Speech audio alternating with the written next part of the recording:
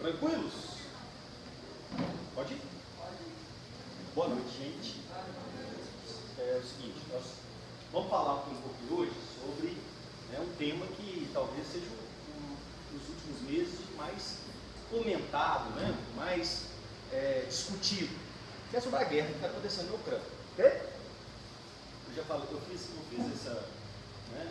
tive essa conversa aqui umas 2 semanas atrás, com os meninos do ensino médio aqui, e aí outras pessoas também falaram, não, eu perdi e tal, queria participar, aí a gente resolveu fazer mais uma vez aqui, ok? Seguinte, gente, o que acontece? Só do que está acontecendo agora, na Ucrânia, entre a Ucrânia e a Rússia, e o resto do mundo, a gente poderia ficar falando aqui muito tempo, Então, tentar reduzir ao máximo esse tema, tudo bem? E de uma maneira também que não seja muito técnica, para ficar falando de coisas também que talvez alguns não vão entender. Vamos tentar simplificar também isso, ok? Vamos tentar simplificar o máximo que puder. Se eu falar alguma palavra, alguma coisa que vocês não entenderam, ok? Vocês podem me chamar na hora que eu explico ou a gente troca uma ideia sobre isso, tudo bem? Porque senão também você fica sem entender, aí você perde e você não consegue acompanhar mais. Tá bom? Seguinte, por que e também eu acho importante falar disso aqui, assim, do jeito que a gente vai discutir hoje? Porque um monte de notícia que a gente vê na televisão, é muita informação, estava conversando com os meninos ali agora, é muita informação.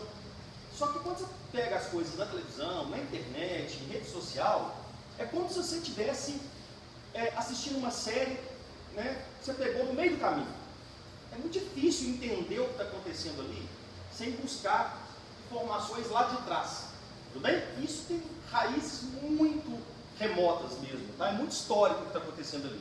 A gente vai tentar partir de um ponto do século XX para cá que dá para entender, ok? Mas é anterior até de onde eu vou começar. Ficou tranquilo daqui? Vamos lá. Seguinte. Só para começar a conversa, para vocês entenderem uma coisa. Gente, nas relações internacionais, tudo bem? Na diplomacia entre os Estados, vamos lembrar que diplomacia é uma tentativa de diálogo entre os Estados, tudo bem? Para que isso não culmine numa guerra. Então, você discutir as questões de forma diplomática é tentar dialogar para chegar num determinador, tudo bem? Que atenda um e outro, uma negociação, para evitar uma guerra armada, tudo bem? Isso é diplomacia. É bom você entender o seguinte, na diplomacia internacional, não tem, isso é um fato, não, a minha voz está tranquila? Porque eu falo muito alto, eu falei, não precisa de microfone, tá? Primeira coisa que é importante você entender, para pegar o contexto ali para quase toda a questão geopolítica, de guerra que você for tentar entender. Uma coisa é um fato. Não existe heróis e vilões, tudo bem? Nas discussões entre os países. Tudo bem? Dos dois lados, você vai encontrar acertos e erros. Tudo bem? Muitos equívocos dos dois lados. Nas últimas semanas, eu não sei se vocês escutaram sobre isso, desse monte de informação, mas ganhou força no leste europeu uma expressão chamada de Westplanning, tudo bem? Westplanning, tudo bem? Planejamento do Oeste, tudo bem? Isso ganhou força, subiu no Twitter, essa hashtag ficou no Twitter durante uns dias, essa questão do Westplanning, que é lá no leste, na parte oriental, Rússia, outros países ali próximos à Rússia, que tem uma visão mais russificada do conflito, tentando mostrar que o lado ocidental estava distorcendo o que realmente está acontecendo, tudo bem? De acordo com seus interesses. Na verdade, eles não têm razão e nem deixam de ter, É aquela velha máxima, a história tem sempre 3 lados, Contado por um lado, contado por outro, e a verdade, não é nenhum nem outro, tudo bem? Então eles estavam falando, olha, peraí, lá no Ocidente você está falando um monte de coisa, mas não é bem assim, tudo bem? A Rússia e quem está defendendo a Rússia não está errado em tudo tudo bem? Isso é uma visão ocidental, é um mansplaining, tudo bem? Então, a gente precisa entender que é assim, né? Olha para você ver uma coisa, antes de entrar na história, o governo Putin, ele proibiu praticamente todas as redes sociais na Rússia, né, essa semana, né? Proibiu o Instagram, proibiu o Facebook, né? Um decreto do Putin lá, proibindo acesso à maioria das redes sociais. E ele alega que isso contraria a legislação, tudo bem? De liberdade de liberdade de uma forma geral, liberdade de imprensa, liberdade, né, de uma forma geral na Rússia, porque, né, o Facebook e o Instagram estavam promovendo fake news, tudo bem? Na verdade, o que o Instagram e o Facebook estavam promovendo, disseminando na Rússia, não era fake news, tudo bem? Era uma visão ocidental do que está acontecendo, tudo bem? Para o Putin isso é uma mentira, mas você entende que isso é uma percepção dele? O que para ele é uma fake news, do lado de cá não é, e vice-versa. Então ele proibiu o Instagram e o Facebook, falando, olha, estão disseminando fake news aqui, né? O que é crime na Rússia. Aí você pode alegar, mas peraí, não é fake news, tudo bem?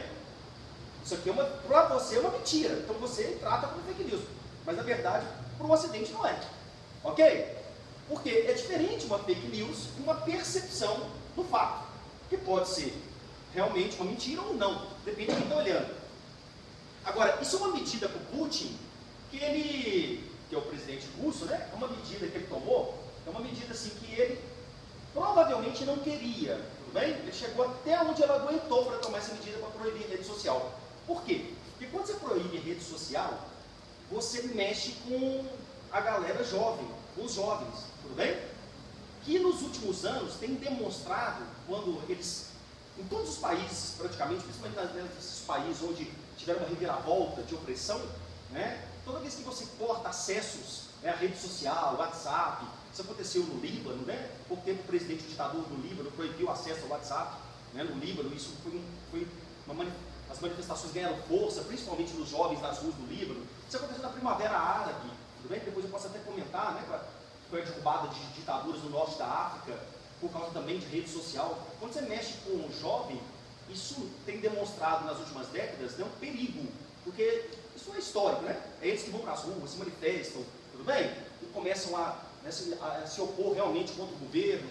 Então, ele fez uma jogada de risco. Ele falou, olha, eu posso ter a perder aqui, mas eu não tenho o que fazer agora. Então, ele proibiu a rede social lá. Ok? Então, é importante dizer isso. Então, vamos lá. Tudo bem? O que acontece? Eu poderia começar a falar do que está acontecendo ali, né, do século XIX. Mas eu vou partir, tudo bem, da Segunda Guerra Mundial. Tá? A Segunda Guerra Mundial conta muito do que está acontecendo ali entre a Rússia e a Ucrânia hoje. O que aconteceu? A Segunda Guerra Mundial, né, que começou em 39 e terminou em 45, né, ela surge de um período que nós chamamos de entreguerras. Né? Você tem a Primeira Guerra Mundial, não é isso? Que termina em 1919, não é isso? Aí depois você tem um período chamado de entreguerras, em 1939 começa a Segunda Guerra Mundial, ok? Então você tem um período entre guerras. Esse período entre guerras, entre a Primeira Guerra e a Segunda Guerra Mundial, foi um período muito problemático, economicamente falando, né, na Europa. Foi um período muito problemático ali na Europa. Por quê? Porque você vinha, né, de um período de crise do capitalismo liberal, né, o liberalismo econômico, as grandes empresas passam por muita dificuldade.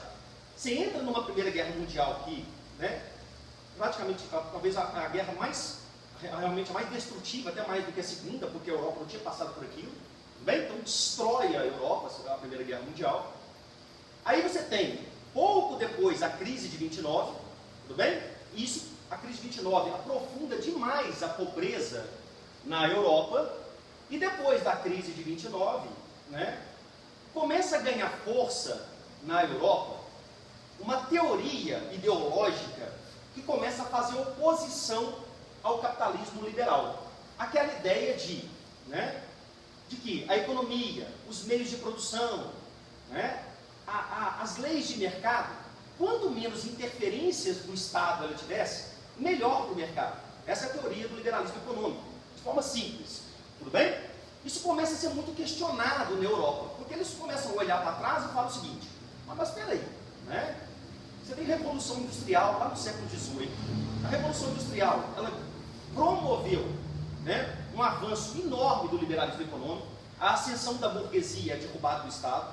Você tem o século XIX praticamente todo de um avanço da ideia de liberalismo econômico, mas quando você finaliza o século XIX e entra no século XX, você entra num período catastrófico, que a gente acabou de falar. Você tem, né, uma crise no final do século XIX, uma Primeira Guerra Mundial e depois uma crise de 29.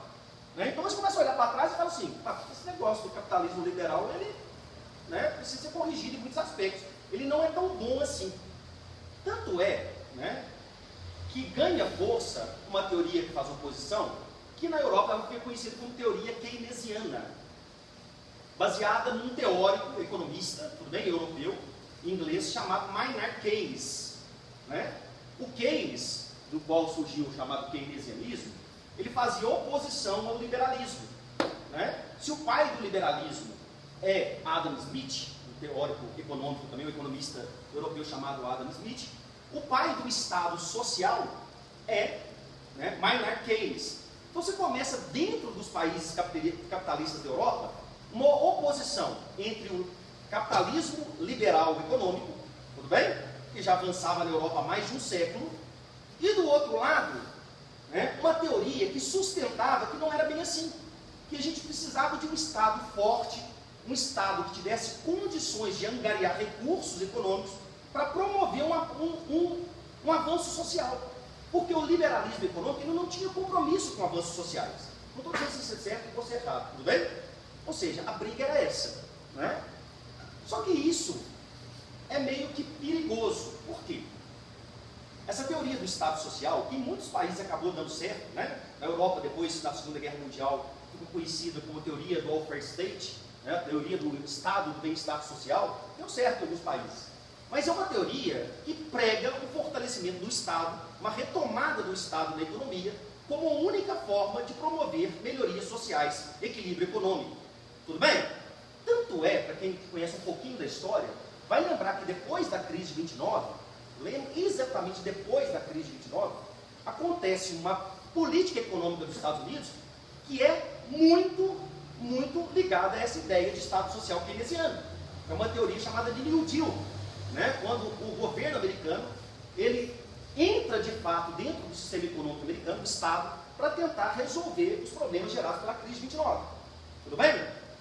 Até aí tudo bem. O problema, gente, é o seguinte: quando essas teorias que sustentam, né, um Estado mais forte começam a ganhar força, isso pode ser bom, mas pode ser ruim. Porque o Estado, quando ele começa a ganhar poder sobre a sociedade, muitas vezes ele não tem limite. Você não sabe até onde ele vai chegar. Tudo bem? Então o que aconteceu? Por exemplo, nesse exato momento, o que aconteceu? Olha na Alemanha. Quem dizia assim na Alemanha? Olha o discurso. A única forma de recuperar a Alemanha dessa catástrofe que foi, tudo bem? A Primeira Guerra Mundial.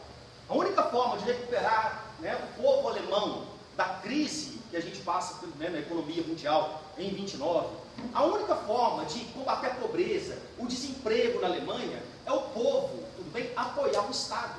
É o Estado que vai promover o resgate da sociedade, da economia. Porque a culpa de tudo que está acontecendo aqui é desse liberalismo inglês, né? Dessa economia que só olha o privado e não olha realmente o social. O discurso era esse. Quem que falava assim na Alemanha? Hitler. O discurso de Hitler era um discurso totalmente de um Estado provedor. Tudo bem? Eu não estou dizendo, você tem que fazer o seguinte: um Estado social provedor, ele é um Estado nazista? Não. Mas ele dá meios para que isso possa acontecer. Por isso que é difícil frear. Tudo bem? Eu sempre comento o seguinte. Tem um historiador que eu gosto muito de citar, né? Ele vem muito nas apostilas aí, ele sempre está citado lá. É o maior teórico do século XX. Também um cara chamado Eric Hobsbawm, é um egípcio, morreu há alguns anos.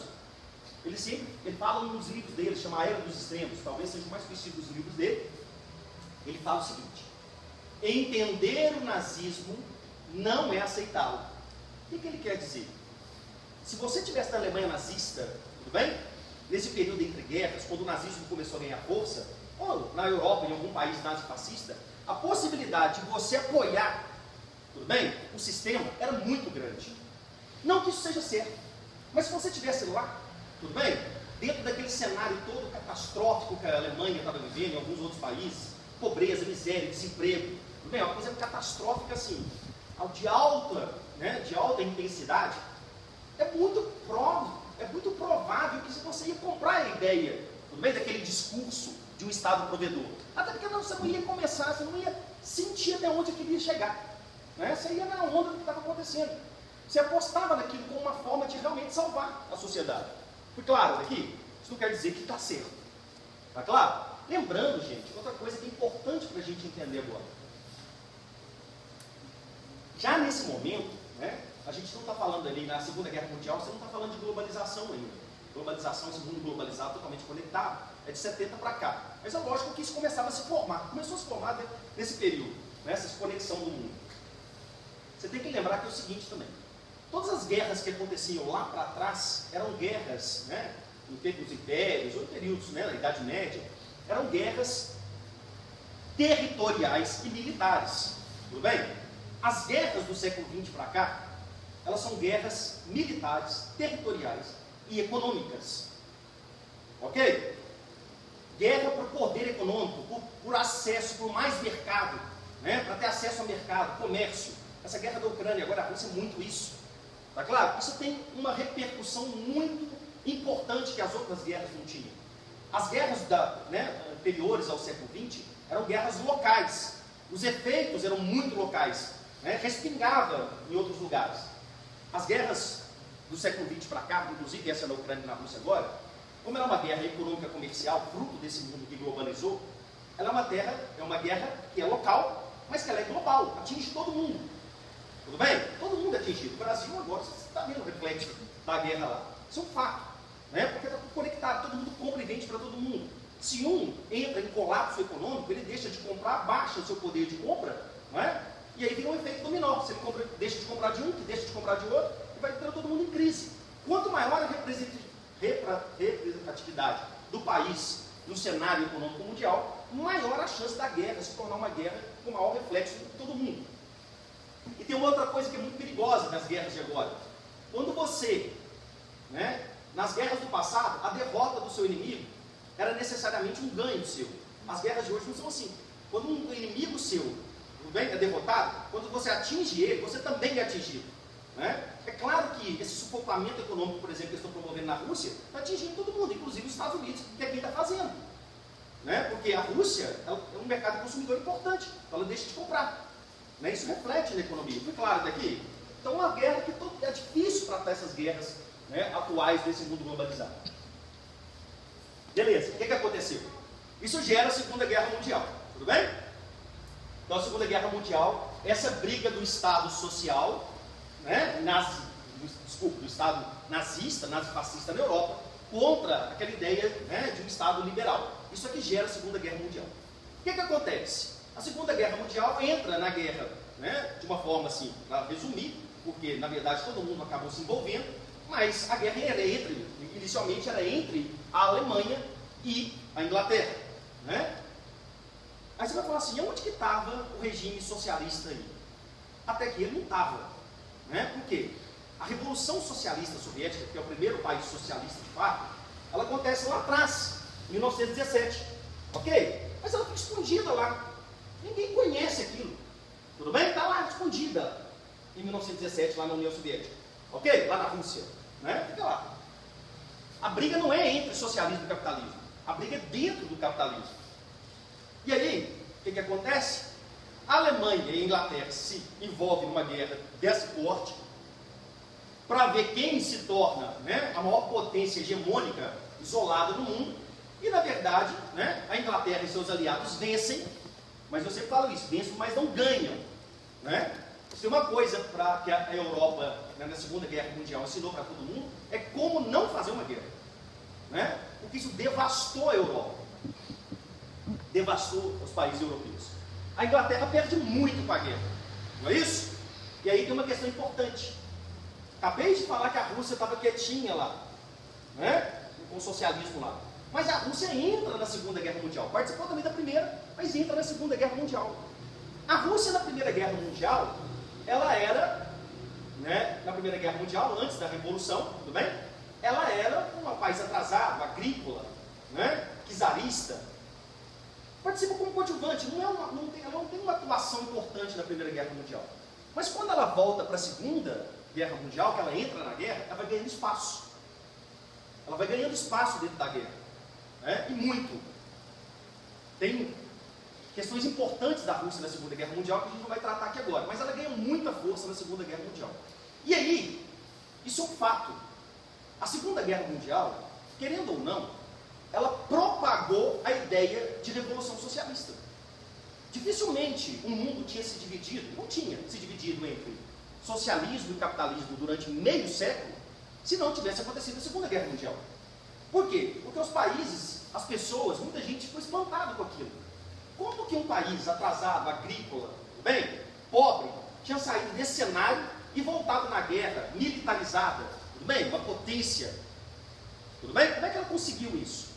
Parece que é bom até aqui, gente, depois você vai ver que não é, né? O que aconteceu na União Soviética. Tudo bem? Mas isso chamou muita atenção durante a Segunda Guerra Mundial. Quando terminou a Segunda Guerra Mundial, o que acontece? A coisa ficou muito obscura, né? Não havia muita clareza do que ia acontecer. Olha para você ver uma coisa, termina a Segunda Guerra em 1945, tudo bem? Os Estados Unidos ganham muito com a guerra, não é?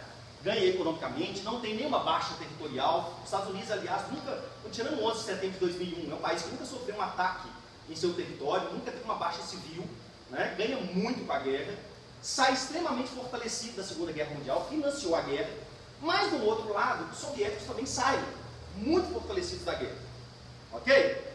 E aí as coisas começam a se desenhar da Segunda Guerra, de 1945 para frente. Eu vou chegar lá no que está acontecendo hoje, viu, gente? É importante saber disso. As coisas começam a se desenhar depois de 1945, quando a guerra acaba. Só para comentar uma coisa, vocês lembram que um dos episódios mais importantes do final da Segunda Guerra foi quando os Estados Unidos, já numa guerra que tinha acabado, né? A Alemanha, Hitler estava morto, né? A guerra já tinha terminado, a Alemanha já tinha se rendido, os Estados Unidos vai lá e joga 2 bombas no Japão, não é? Hiroshima e Nagasaki, isso é histórico. Hoje, de certa forma, existe um entendimento, né? Olhando para trás, que os Estados Unidos fez aquilo como demonstração de força e poder para os soviéticos, né? Até porque a União Soviética estava ganhando muito espaço. Então ele joga as 2 bombas no Japão, porque a guerra já tinha acabado, e fala, olha o que eu tenho, baixa a bola, né, os soviéticos. Então começa ali uma rivalidade muito grande entre os Estados Unidos e a União Soviética depois de 1945. Mas isso ainda não é Guerra Fria. Olha que coisa interessante. A Guerra Fria, né, ela começa em 1947, 2 anos depois que acaba a Segunda Guerra Mundial. Começa o que a gente chama de Guerra Fria. Por quê? O que acontece nesses 2 anos aí, de 45 a 47? Foram 2 anos de tentar entender o que o mundo estava vivendo. Eles não sabiam mais ou menos aonde isso ia parar. Tudo bem? É que nem eu estava comentando aqui o dia que eu estava falando com os meninos, algumas coisas eu vou lembrando. Eu falei com eles, olha, quando começou a pandemia agora, né, a primeira vez que uma pessoa de máscara aí para de Minas, eu comecei a falar, isso aqui é isso. Eu estava andando para de Minas e uma pessoa de máscara, eu falei assim, gente, não é para tanto não é para que andar de máscara aqui? Ele está lá na China, olha o que virou, não é? Eu acho que muita gente começou a ver o pessoal de máscaras aí, começou a falar que isso não é assim também, não é? Olha o que a gente enfrentou, até a gente entender o que estava acontecendo. Tudo bem? Então eles não sabiam muito bem para onde a coisa ia caminhar. Ninguém imaginava que o socialismo soviético era uma ameaça tão grande como se tornou. Eles não tinham assistido aquilo ainda, ok? Mas a coisa começava a impressionar, né? Aí o que acontece? A primeira pessoa, o primeiro estrategista, assim que eu vou falar, porque era um grande estrategista, a primeira pessoa que começou a entender a ameaça soviética, né, no que diz respeito ao poder americano, tudo bem? começou a perceber que esse socialismo era uma ameaça ao capitalismo, foi o primeiro-ministro da Inglaterra, Churchill. Né? Churchill começou a cutucar o presidente americano, Truman. Olha, toma cuidado, né? Se não frear esse regime socialista soviético, esse negócio vai ganhar força e vai avançar. Ok? Não deu outra. Né? A União Soviética realmente foi ganhando poder, ao ponto de começar a impor uma série de condições. Tudo bem? Por exemplo, né? olha, só como um exemplo de imposição, tá? Que os soviéticos faziam e os americanos tentavam segurar e impor também. Como está acontecendo agora nessas negociações lá na Ucrânia, né? Vou pensar num mapa aqui. Esse é um mapa da Europa hoje. Tudo bem? Olha lá, o mapa da Europa atual. Você está vendo aqui nesse mapa, né? Aqui, ó. Esse aqui é um país importante agora lá no contexto da guerra, né? Bielorrússia, tudo bem? Aqui, Ucrânia, Romênia, Bulgária, né? Aqui, Estônia, Letônia, Lituânia, esses países aqui são chamados de países bálticos, tudo bem? Aqui, Polônia, Eslováquia. Esse é o mapa da Europa atual. Se você pegar o mapa da Europa depois da Segunda Guerra Mundial, né? Nesse período de 45 a 47, ele começou a caminhar para isso aí, ó, tá? A União Soviética anexou vários territórios. Então você vai ver que aqui, ó, você está vendo a Ucrânia aqui. Aqui, ó, você não vai ver a Ucrânia lá. Ó. Olha aqui, você vê, deixa eu mostrar a Polônia, está aqui. Polônia e União Soviética. Se você vir para cá, ó, você tem Polônia, Ucrânia e depois União Soviética. Aonde que está a Ucrânia no mapa de cá, depois da Segunda Guerra Mundial? Ela é território soviético. Ok? Então a União Soviética ampliou demais seu território depois da Segunda Guerra. Começou o regime socialista soviético a oprimir países do leste europeu para tentar, né, tomar as rédeas políticas desses países, e conseguiu fazer isso muitas vezes. Então, por exemplo, mas só para deixar uma coisa clara aqui, isso é sempre importante, o pessoal, né, tem uma dificuldade com isso aqui. Você tem hoje, na Europa, países como aqui, ó, a Estônia, a Letônia, a Lituânia, a Bielorrússia e a Ucrânia, que são países ex-socialistas que pertenciam ao território soviético. Tudo bem? Era uma União Soviética. E você tem outros países vizinhos desses, como o caso da Polônia, aqui, ó. Então esses aqui, ó, eram União Soviética. Esses aqui não. Polônia, República Tcheca, Eslováquia, Romênia, Bulgária, esses não eram União Soviética, mas eram países que passaram por uma revolução socialista, influenciados pelos soviéticos, e se tornaram área de influência dos soviéticos. Tudo bem? Por isso que você divide aqui, ó. Olha lá, toda essa área aqui, ó, toda essa área aqui, países de área de influência soviética, né, depois da Segunda Guerra Mundial. Por isso que dividiu aqui, ó, essa divisão aqui, ó, né, conhecida como cortina de ferro, é o que dividiu a Europa ocidental, capitalista, de influência americana, da Europa do leste europeu, aqui, área de influência soviética. Falei que ia mostrar para vocês o grau de disputa que eles começaram a desenhar. Dividir a Europa entre eles. Só que a Alemanha, aqui, ó, a Alemanha são esses dois aqui, ó. A Alemanha era o troféu da guerra. Olha a Alemanha aqui, ó. A Alemanha é o troféu da guerra. Não é? O berço do nazismo. Então falou, peraí, a Alemanha não. A Alemanha vai ficar comigo. Ou não, a Alemanha vai ficar comigo. Então vamos dividir. Não é? Tanto é que a Alemanha foi um dos únicos países que foram realmente divididos desse período. Uma parte, né, ficou sob influência americana, a Alemanha Ocidental, outra parte sobre influência soviética, a Alemanha Oriental. Tranquilo até aqui, não é? Criaram duas Alemanhas. Por quê? Porque um lado não aceitava ceder para o outro. Mas você acha que para aí? Não para aí. Olha que coisa interessante. Na divisão, olha lá, ó, da Alemanha, Berlim, olha lá, ó, 49, 90. Berlim ficou aonde? Do lado da Alemanha Oriental. Berlim está aqui, ó. Tudo bem? Berlim estava na Alemanha Oriental. Ela não estava na divisão, não. Ela estava do lado oriental. Os americanos falaram, não. Se a Alemanha é o troféu da guerra, Berlim é a medalha aqui, ó, vem para a história. É a medalha no peito, quem ganhou a guerra. Não vai ficar para vocês. O que eles fizeram? Dividiram só a cidade. Tudo bem? Então dividiram Berlim ao meio. Olha aqui, olha.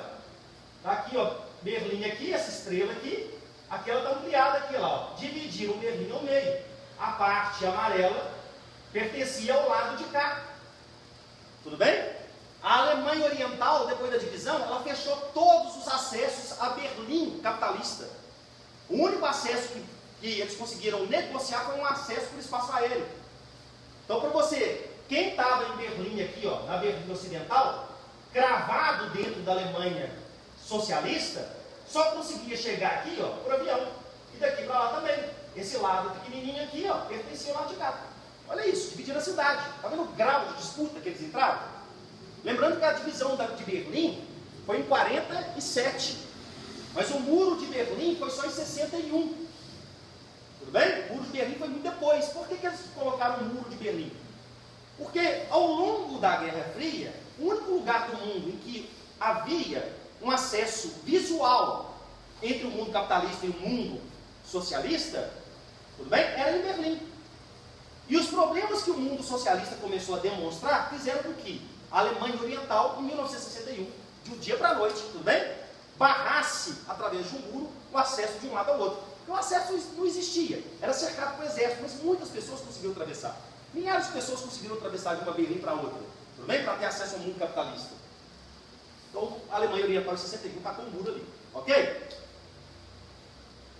Mas isso aqui é só para mostrar para vocês que é o seguinte: a coisa foi se desenhando para um distanciamento entre, né, o socialismo e o capitalismo. No começo, havia até a tentativa de um diálogo. Eles falaram o seguinte: olha, nós não podemos, mesmo pensando de forma diferente, caminhar para uma guerra catastrófica de novo, como foi a Segunda Guerra. Você vai ver que a criação da ONU, em 1945, ela teve os dois lados tentando criar um órgão que pudesse lutar pela paz mundial. Tanto é que a ONU hoje, um dos órgãos mais importantes dentro da ONU, que é o chamado Conselho de Segurança da ONU, que é quem decide quase que tudo da geopolítica mundial, é um órgão formado por 15 países, sendo 5 membros permanentes desde a sua criação. E desses 5 permanentes desde a sua criação, tem 2 ex-países socialistas, China e Rússia, né? Mais França, Inglaterra e Estados Unidos. 3 capitalistas e 2 socialistas. Criação da ONU em 1945. Esses 5 países mandam muito lá dentro. Inclusive estão influenciando muito agora na guerra da Ucrânia com a Rússia. Ok, daqui? Mas com o tempo o diálogo foi se tornando cada vez mais inexistente, até que em 1947 Truman fez um discurso. Truman fez um discurso, olha lá, doutrina Truman, Estados Unidos, apoiaram as nações, está escrito ali, livres que desejam resistir à dominação comunista, combate ao comunismo em qualquer lugar do planeta. São frases do Truman. Ele fez um discurso muito radical em 1947, né, falando que de 47 para frente, qualquer possibilidade de diálogo com o mundo comunista estava o quê? Encerrado. Tudo bem? A partir de agora, nós vamos formar uma aliança, tudo bem? Capitalista, contra qualquer possibilidade de avanço do comunismo, do socialismo soviético, tudo bem? No mundo. Isso foi a doutrina Truman. Então, em 1947, é o que a gente considera, de fato, o início da Guerra Fria, porque foi quando Truman, presidente dos Estados Unidos, decidiu criar estratégias, seja elas quais forem, para combater e conter o avanço do socialismo no mundo. Ficou claro daqui? Claro que o lado socialista soviético não ia deixar barato, né? Ele devolveu, tudo bem? E aí foi criada uma política chamada de Cominform. Olha lá, ó. Comitê de Informação dos Países Comunistas e Operários. União dos Partidos Comunistas Europeus para evitar a influência dos Estados Unidos. Então, se de um lado você tinha a doutrina Truman, do outro lado você tinha o Cominform. Tudo bem? Eu posso dizer que a doutrina Truman é a consequência, a doutrina Truman é a causa de quase tudo que foi feito no mundo capitalista durante a Guerra Fria para conter, tudo bem? Impedir e tentar diminuir o socialismo. Tranquilo? A doutrina Truman é a causa de quase tudo. Tudo que você vai falar comigo, eles fizeram isso, é consequência da doutrina Truman. A mesma coisa no conforme. Ok? E muita coisa foi feita. Por exemplo, vamos dar exemplos aqui daqueles mais importantes. A criação da OTAN. O que foi a criação da OTAN? Está tão falado agora, né? A criação da OTAN, Organização do Tratado do Atlântico Norte, tudo bem? É uma consequência da doutrina Truman. O que foi a OTAN? Uma aliança, é bom você entender, senão você confunde. Né? É muito comum os ministros confundirem. Você tem que entender o seguinte, a OTAN foi uma aliança militar. Então, cada coisa que era criada tinha um aspecto, tudo bem? Um objetivo claro. A OTAN, para que eles criaram a OTAN? Aliança militar. Se você atacar um país capitalista, tudo bem? Que esteja dentro da OTAN, tudo bem? O contra-ataque vai ser conjunto. Tudo bem? É mexer com um, mexer com todo mundo. Se você atacar, se você invadir, se você entrar em guerra com um país da OTAN, você entrou em guerra com todos da OTAN. Tudo bem? Estava em acordo, assinado. Isso foi a OTAN, militar. O lado socialista não deixou barato. Criou quem? O famoso Pacto de Varsóvia. Olha que coisa interessante esse ponto agora. O Pacto de Varsóvia é a OTAN do mundo socialista. Uma aliança militar dos países socialistas. Se você atacar um país socialista, o contra-ataque vai ser comunitário. De todos que pertencem ao Pacto de Varsóvia. Agora, olha que coisa interessante. Como é que as coisas foram se configurando no mundo. Varsóvia é a capital de onde? Da Polônia. Tudo bem? Então, o Pacto de Varsóvia foi assinado na Polônia. O Pacto de Varsóvia foi assinado na Polônia para fazer oposição à OTAN. E hoje a Polônia pertence a quem? A OTAN. Isso já é para o Putin, tudo bem? Uma pedra no sapato. Isso já é para ele. Não só da Polônia, mas de outros países que pertenciam ao Pacto de Varsóvia e hoje pertencem à OTAN. Então isso para ele já incomoda ele desde que ele subiu ao poder na Rússia. Ok, daqui? Porque é uma coisa clara, gente. O Putin tem como objetivo, um deles, ele retomar, tudo bem? Retomar a força que a Rússia, que a antiga União Soviética tinha. Não nos moldes de um país socialista, tudo bem? Mas ele quer devolver para a União Soviética o patamar de uma das potências do mundo, inclusive territorialmente. Isso ele tem feito agora na guerra, ok? Tá bom. Só para dar outro exemplo, né? Lá durante a Guerra Fria, no início da Guerra Fria, os Estados Unidos, ele liderou a criação, tudo bem? Primeiro foi feita uma conferência, em 1945, os Estados Unidos fez uma conferência ainda, pouco depois da guerra, fez uma conferência, né, chamada Conferência de Bretton Woods, né, uma ilha no Pacífico, chamada de Bretton Woods. Os Estados Unidos reuniu seus aliados lá e criaram algumas organizações de cunho econômico, tudo bem? Para que o capitalismo pudesse se recuperar, né, das mazelas da guerra. E ali eles criaram o FMI, né, que era realmente um fundo, uma reserva de dinheiro, né, para que os países pudessem ter acesso para resolver suas dívidas imediatas. Né? Por isso que o FMI também muita gente chama o FMI de agiota internacional, porque ele compra dívida. Né? Você vai lá, o país tem dívidas imediatas, ele paga a sua dívida, né, e você paga ele num período muito maior com juros altos. Tudo bem? O FMI foi criado para isso. Criaram o Banco Mundial. O Banco Mundial, né, foi um banco criado, né, com um propósito diferente do FMI. O Banco Mundial era para investir, para poder estruturar os países capitalistas com rodovias, ferrovias, usinas de energia. Então eles foram criados, ali nessa conferência de Bretton Woods, eles criaram o FMI, Banco Mundial e outras coisas. Dessa conferência também surgiu, através do dinheiro, tudo bem, do Banco Mundial, um grande projeto para recuperar a economia da Europa Ocidental, chamado de Plano Marshall. Tudo bem? Famoso também. O que foi o Plano Marshall? Foi um projeto muito grande para reestruturar a Europa Ocidental, área de influência americana, com o dinheiro do Banco Mundial, tudo bem? Financiar a recuperação da economia europeia com um objetivo muito claro: conter a expansão socialista lá na Europa, que ali estava dividido mesmo, ali era perigoso, né? O que aconteceu? O lado socialista fez a mesma coisa, criou o Comecon. Acho que eu até coloquei isso aqui, ó. Deixa eu ver se tem aqui. Não sei se tem, acho que não. O lado socialista criou o Comecon. O que era o Comecon? O Comecon era uma aliança tudo bem? Para a União Soviética e seus aliados financiarem a reestruturação, tudo bem? Industrial dos países socialistas do leste europeu, tudo bem? Para fazer frente e conter o avanço do capitalismo na Europa. Então é isso, tudo bem? Várias disputas entre os dois lados ali, né, dentro desse contexto de uma guerra chamada, a partir de aí, de Guerra Fria. Acho que todo mundo sabe por que o nome Guerra Fria, né? Guerra Fria porque não houve um conflito armado entre os dois. Por que não houve um conflito armado entre os dois? Não que os dois não quisessem, provavelmente queriam e muito, né? Só que durante a Guerra Fria, ganhou uma expressão muito forte, né, no mundo, uma expressão chamada de MAD, em inglês, e significa destruição mútua, tudo bem? Assegurada. É a famosa paz armada, tudo bem? Quem atacar está correndo o risco de perder, talvez até mais, né? Você está tão armado, os dois inimigos são tão armados, que o embate militar entre os dois pode significar a destruição dos dois lados.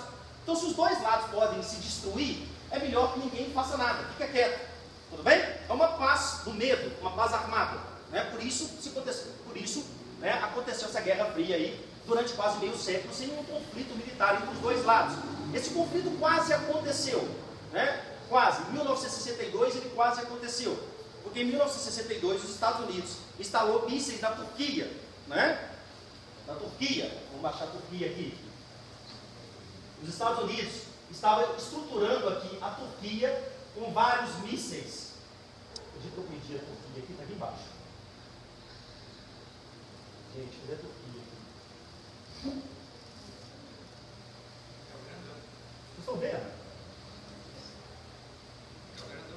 A Turquia aqui, ó. Aqui, ó. Tá vendo? Isso aqui é a Turquia, porque ele está colorido, por isso que eu perdi, ó. Essa aqui é a Turquia. Tá? Tanto é que Istambul, ó, tá aqui, ó. Tá vendo? Um estreito aqui, ó. Istambul.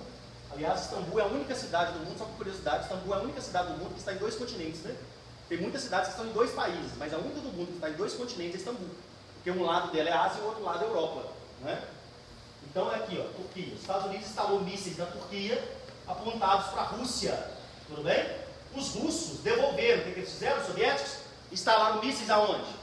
Em Cuba, aprontados o quê? Para a Flórida, né? E os dois se ameaçaram muito. E os dois, né, não queriam, né, negociar no primeiro momento, né?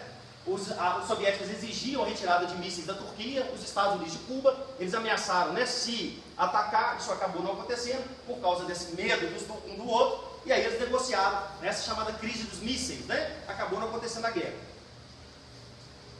Não aconteceu guerra entre os dois, mas aconteceu várias guerras, né? Na Guerra Fria teve várias guerras militares. Sempre os Estados Unidos tinham uma participação e os soviéticos também tinham, mas a guerra não era entre os dois, né? Mas você tem, por exemplo, a Guerra das Coreias. Os Estados Unidos apoiou o lado, a Coreia do Sul, né, depois da divisão, os soviéticos a Coreia do Norte. Guerra do Vietnã, né? Também o Vietnã se dividiu, o Vietnã do Norte e o Vietnã do Sul. O Norte também apoiado pelos soviéticos, o Sul apoiado pelos americanos. O lado Norte invade o Sul, né? Os Estados Unidos entram na guerra, os soviéticos também. Só que no caso do Vietnã, o que aconteceu? Os Estados Unidos perdeu a guerra, né? Uma das poucas, né? Tanto é que o Vietnã foi unificado como um país socialista depois da guerra. Teve guerra do Afeganistão também, que os dois entraram, tudo bem? Mas entre os dois mesmo não houve um embate militar. Beleza, vamos falar um pouquinho do seguinte, para você entender. Por que a Guerra Fria terminou? A Guerra Fria terminou pelo seguinte, vamos falar mal do socialismo aqui, tá? O que aconteceu? Gente, olha, eu disse para você que os países socialistas, eles ganharam força com influência dos soviéticos, tudo bem? Depois, principalmente da Segunda Guerra Mundial, né? O que acontece? O capitalismo é um sistema que tem problemas, ele vem aí de 3 séculos com muitos problemas, né? Mas o grande gargalo capitalista, o grande problema do capitalista que ele enfrenta, né, há muito tempo, é a questão da desigualdade, né? Promover uma igualdade é muito complicado dentro do sistema capitalista. O sistema capitalista ele conseguiu avançar demais em liberdades, em alguns países muito, em outros nem tanto. Você tem que lembrar que tem ditaduras de cunho capitalista também, tudo bem? Mas é um sistema que conseguiu avançar muito em liberdade, principalmente depois da Revolução Industrial. principalmente depois que a gente falou de liberalismo econômico. Isso acabou se refletindo na esfera política, em direitos de liberdade de uma forma geral, não é? Só de você pensar em direito de propriedade, não é? Você é livre para trabalhar, adquirir um capital, né? E comprar coisas, uma propriedade, um imóvel, tudo bem? Isso é um direito de liberdade com ganho do sistema capitalista que vem do século XIX para cá, né? Do século XVIII para o século XIX para cá. Então ele ganhou muito em liberdade, mas ele sempre teve problemas, né? Sempre houve questionamentos sobre a ideia de igualdade, ok? E é aí que o socialismo entra. O que é o sistema socialista? Como é que ele ganha força na Segunda Guerra Mundial? Ele ganha força com uma teoria, uma ideologia, tudo bem? Que consegue superar o grande gargalo capitalista, que é a questão da igualdade, promover uma sociedade mais igualitária. Então ele entra aí, tudo bem? E aí eu vou começar a citar um filósofo americano que eu gosto muito, chamado John Rawls, que ele faz uma análise muito interessante desse cenário. Ele fala o seguinte, né? Primeira coisa que ele comenta: você não consegue citar, eu já falei isso em muitos lugares, teve gente que parou para pensar, fala assim, você não consegue citar um país, ou quer que seja, pode ser qual exemplo você quiser, um país, tudo bem? Que tenha uma mínima dignidade humana, que tenha um mínimo índice social, que tenha uma estrutura mínima de sobrevivência, ok? Um país que não precisa ser rico, mas que tem que existe uma certa dignidade social. Você não consegue citar um país desse que teve uma revolução socialista. Não existe. Tudo bem? Todo país que passou por uma revolução socialista veio de uma pobreza extrema. Ok? Isso aconteceu no leste europeu, isso aconteceu em Cuba, isso aconteceu na China, isso aconteceu na própria União Soviética. Tudo bem? Então, ou seja, eram países onde os países viviam, eram miseráveis na maioria das vezes, né? Países com muitos problemas econômicos, né? Que não tinham praticamente nenhuma possibilidade a curto, médio prazo de avanço social. E aí você vem com uma ideologia, tudo bem? Que promete, né, equilíbrio social, tudo bem? Avanço, desenvolvimento. É claro que isso, da forma como começa a se implantar, isso ganha um apelo popular muito grande, como aconteceu, por exemplo, aqui em Cuba. Tudo bem? Ao ponto da população apoiar, né? Essas revoluções, ok? Lembrando, não estou falando se está certo ou se está errado, tudo bem? Mas o que acontece? Vem desse cenário de pobreza. Você pega o caso cubano aqui. Cuba vivia até a Revolução, né, socialista, uma ditadura, né, que era aliada dos Estados Unidos, era um país muito pobre, Cuba, né, uma ditadura de um general chamado Fulgêncio Batista, população extremamente pobre, né, e aí com Fidel em Cuba, né, Che e seus aliados ali, né, com uma promessa de uma revolução de cunho social, a população compra a ideia, inclusive parte de quem tinha um pouco de dinheiro em Cuba apoia também, até que culminaram na derrubada do ditador. E aliás, eles nem imaginavam, né, durante a Revolução que aquilo se tornou um país socialista de fato, né? A Aliança Cuba-Soviética aconteceu muito depois, tá? Muito não, mas depois da Revolução. Só como exemplo, tranquilo? Está tranquilo daqui? Então o que acontece? O socialismo entrou no gargalo do capitalismo. Aí esse filósofo americano, chamado John Rawls, ele fala o seguinte: gente, olha o que o John Rawls fala.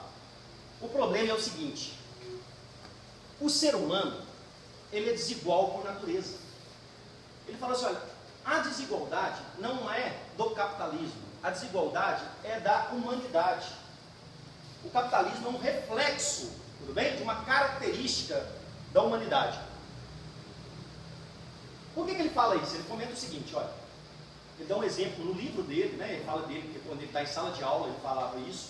Falava, olha, se eu pegar uma quantia em dinheiro, $10.000, e der para cada aluno, e falar com eles, olha, pega esse dinheiro, faça o que você quiser com ele. Alguns vão transformar aqueles $10.000 em um ano, em $1 milhão. São pessoas empreendedoras. Outros vão pegar esse dinheiro e vai aplicar, são os mais conservadores, não é? Falar, não, vou guardar esse dinheiro, vou dele render. Outros vão gastar todo esse dinheiro, falar, eu quero viver. Acontece isso? É desigualdade, pode se chamar daqui a um ano. Cada um que eu dei $10.000, a realidade vai ser completamente diferente. E aí ele fala o seguinte: só tem uma forma de eu prometer igualdade, tudo bem? Só existe uma forma de dar 10 mil dólares para todo mundo e falar assim, olha, daqui a um ano vai estar todo mundo do mesmo jeito. Tudo bem? Só tem uma forma de eu prometer igualdade daqui a um ano. O que eu tenho que fazer? Eu tenho que suprimir liberdade. Tudo bem? Para eu manter igualdade desse nível, eu tenho que suprimir liberdade. Ok? E suprimir liberdade significa opressão. Ninguém contou, no começo do socialismo soviético, que um regime que promovia a igualdade, tudo bem? Eu não vou entrar muito agora como, mas ele tinha os seus meios, ele ia se tornar um regime extremamente opressor. Isso aconteceu em todos os países que passaram por uma revolução socialista. Não existe um país socialista que não oprimiu a população. Ok? Porque era a única forma de controlar um nível de igualdade, tudo bem? Que não era natural. Então você pega no início da década de 50, né? Início do socialismo na Europa, você já vai ver muitas manifestações começarem a surgir no leste europeu e outros países contra a opressão do regime socialista. Vou citar algumas para vocês. Tem uma que vocês podem ler depois, chamada Primavera de Praga. Né? Os ministros que estão mais recentes da história vão lembrar de Primavera de Praga. Insurreição húngara na Hungria. Partido da Solidariedade da Polônia. Foram todos movimentos contra a opressão dos estados socialistas. Tanto é, que olha para você ver uma coisa, o Pacto de Varsóvia, que foi criado para fazer oposição à OTAN, se tornou, ao longo da Guerra Fria, um instrumento de opressão comunitária. Você está me entendendo? Olha, não vai ter guerra contra lá mesmo, ninguém vai mexer comigo, eu não vou mexer lá com a OTAN também, então nós vamos ficar aqui quietos. Ah, não, mas vamos pegar, então, a gente existe uma cooperação. Quando tem um país lá que está tendo manifestações do povo, a gente junta todo mundo e manda a força militar para lá para oprimir o povo. Eu fui claro no que eu falei? O Pacto de Varsóvia, que foi criado para ser uma oposição à OTAN, se alguém atacasse o país socialista, todo mundo ia revidar. Na prática, ele se torna uma ferramenta para todo mundo juntar para oprimir aonde o povo estava se rebelando. Isso aconteceu na Hungria, aconteceu na República Tcheca, que era a antiga Tchecoslováquia, tudo bem? Isso aconteceu na Polônia. Então a primeira coisa que começou a corroer os países socialistas foi isso, a opressão. Só para não deixar o John Rawls lá, né, na metade do caminho, ele fala o seguinte, ele complementa, ele fala assim, gente, então até aqui ele está falando mal das revoluções socialistas, só que ele fala o seguinte, olha, só que vamos contar o outro lado também. Eu disse que a desigualdade é inerente à humanidade, mas eu disse que eu dei 10 mil dólares para todo mundo. Então eu dei o mesmo ponto de partida. Tudo bem? Esse é o problema do capitalismo, ele não dá o mesmo ponto de partida. Não é?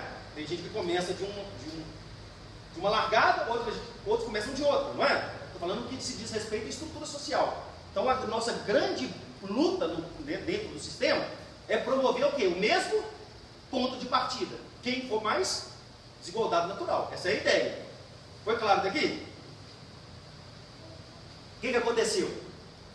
Imagina o seguinte: um regime socialista, opressor, onde não existe liberdade, não existe nenhum tipo de transparência, não existe publicidade de nada. O Estado faz o que quer, sem dar nenhum tipo de satisfação, né? Porque ele era opressor.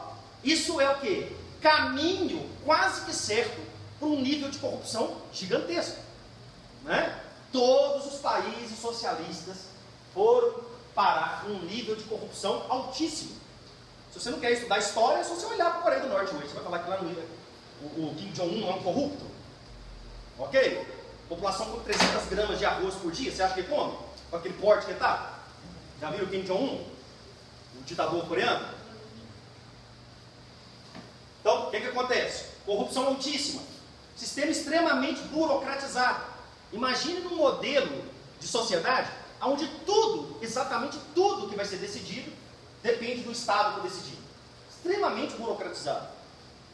Estagnou o sistema. Tudo bem? Fora a impossibilidade, né, não havia um motor que pudesse gerar crescimento econômico. No sistema capitalista, a ideia de livre mercado e concorrência é um motor para a economia o quê? Crescer. mesmo tendo momentos e é mesmo assim, isso é natural do capitalismo, a economia tem momentos de estagnação e crescimento. Imagina o socialismo onde você não tem nenhum motor para jogar a economia, impelir ela para frente. É lógico que o sistema capitalista, tudo bem? O sistema socialista, ele não ia conseguir fazer frente, né, ao capitalismo olhando para trás. Hoje, entendeu? Não é possível, ele não tinha como prosperar mesmo. E aí, na década de 60, final da década de 60 já, os países socialistas já não se aguentavam mais dentro daquele regime. Na década de 70, a China mesmo, que hoje é uma das maiores potências do mundo, ela começou a se abrir economicamente para o Ocidente, né? O presidente chinês que fez isso é um cara chamado Deng Xiaoping. Hoje é o Xi Jinping, presidente da China. Deng Xiaoping, o antigo, tá? Ele sucedeu Mao Tse-tung, né, que era o presidente comunista. Foi Deng Xiaoping e hoje é o Xi Jinping. A China começou a se abrir economicamente primeiro do que os soviéticos, na década de 70, ok? Mas vamos começar a caminhar agora para a crise ali, União Soviética. O que aconteceu? 1991, cai o regime soviético, tá? Cai a União Soviética. Não vou precisar disso agora, não estou procurando aqui, mas daqui a pouco. Em 1991, eu vou resumir isso bastante, tudo bem? Cai o regime soviético. A União Soviética entra em colapso. O presidente da União Soviética na época era um cara chamado Mikhail Gorbachev. Agora eu vou começar a tentar resumir mais, tá? Um cara chamado Mikhail Gorbachev, né? Eles negociam totalmente a queda do regime soviético.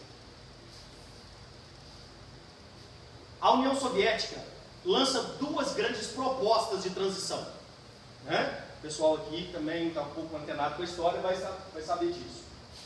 De um lado, um projeto econômico de transição, chamado de Perestroika. Do outro lado, um projeto de transição política, chamado de Glasnost. O que era Perestroika?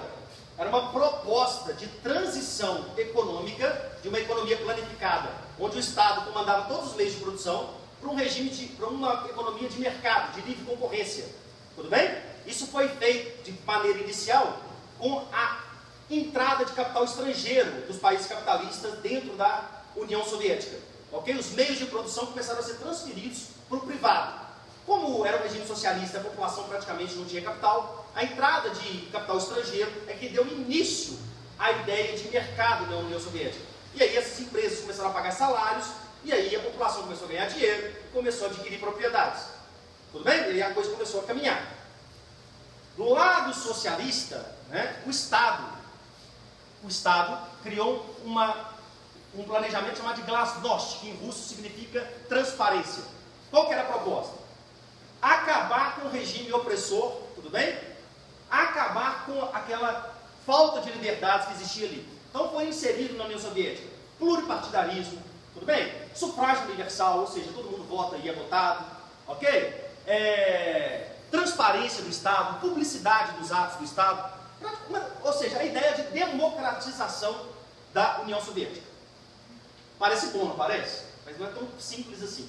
Primeiro pelo seguinte, imagine um país que durante meio século estava unificado, tudo bem? Através da opressão. A única coisa que segurava aquela unificação era a opressão. O povo não podia questionar nada.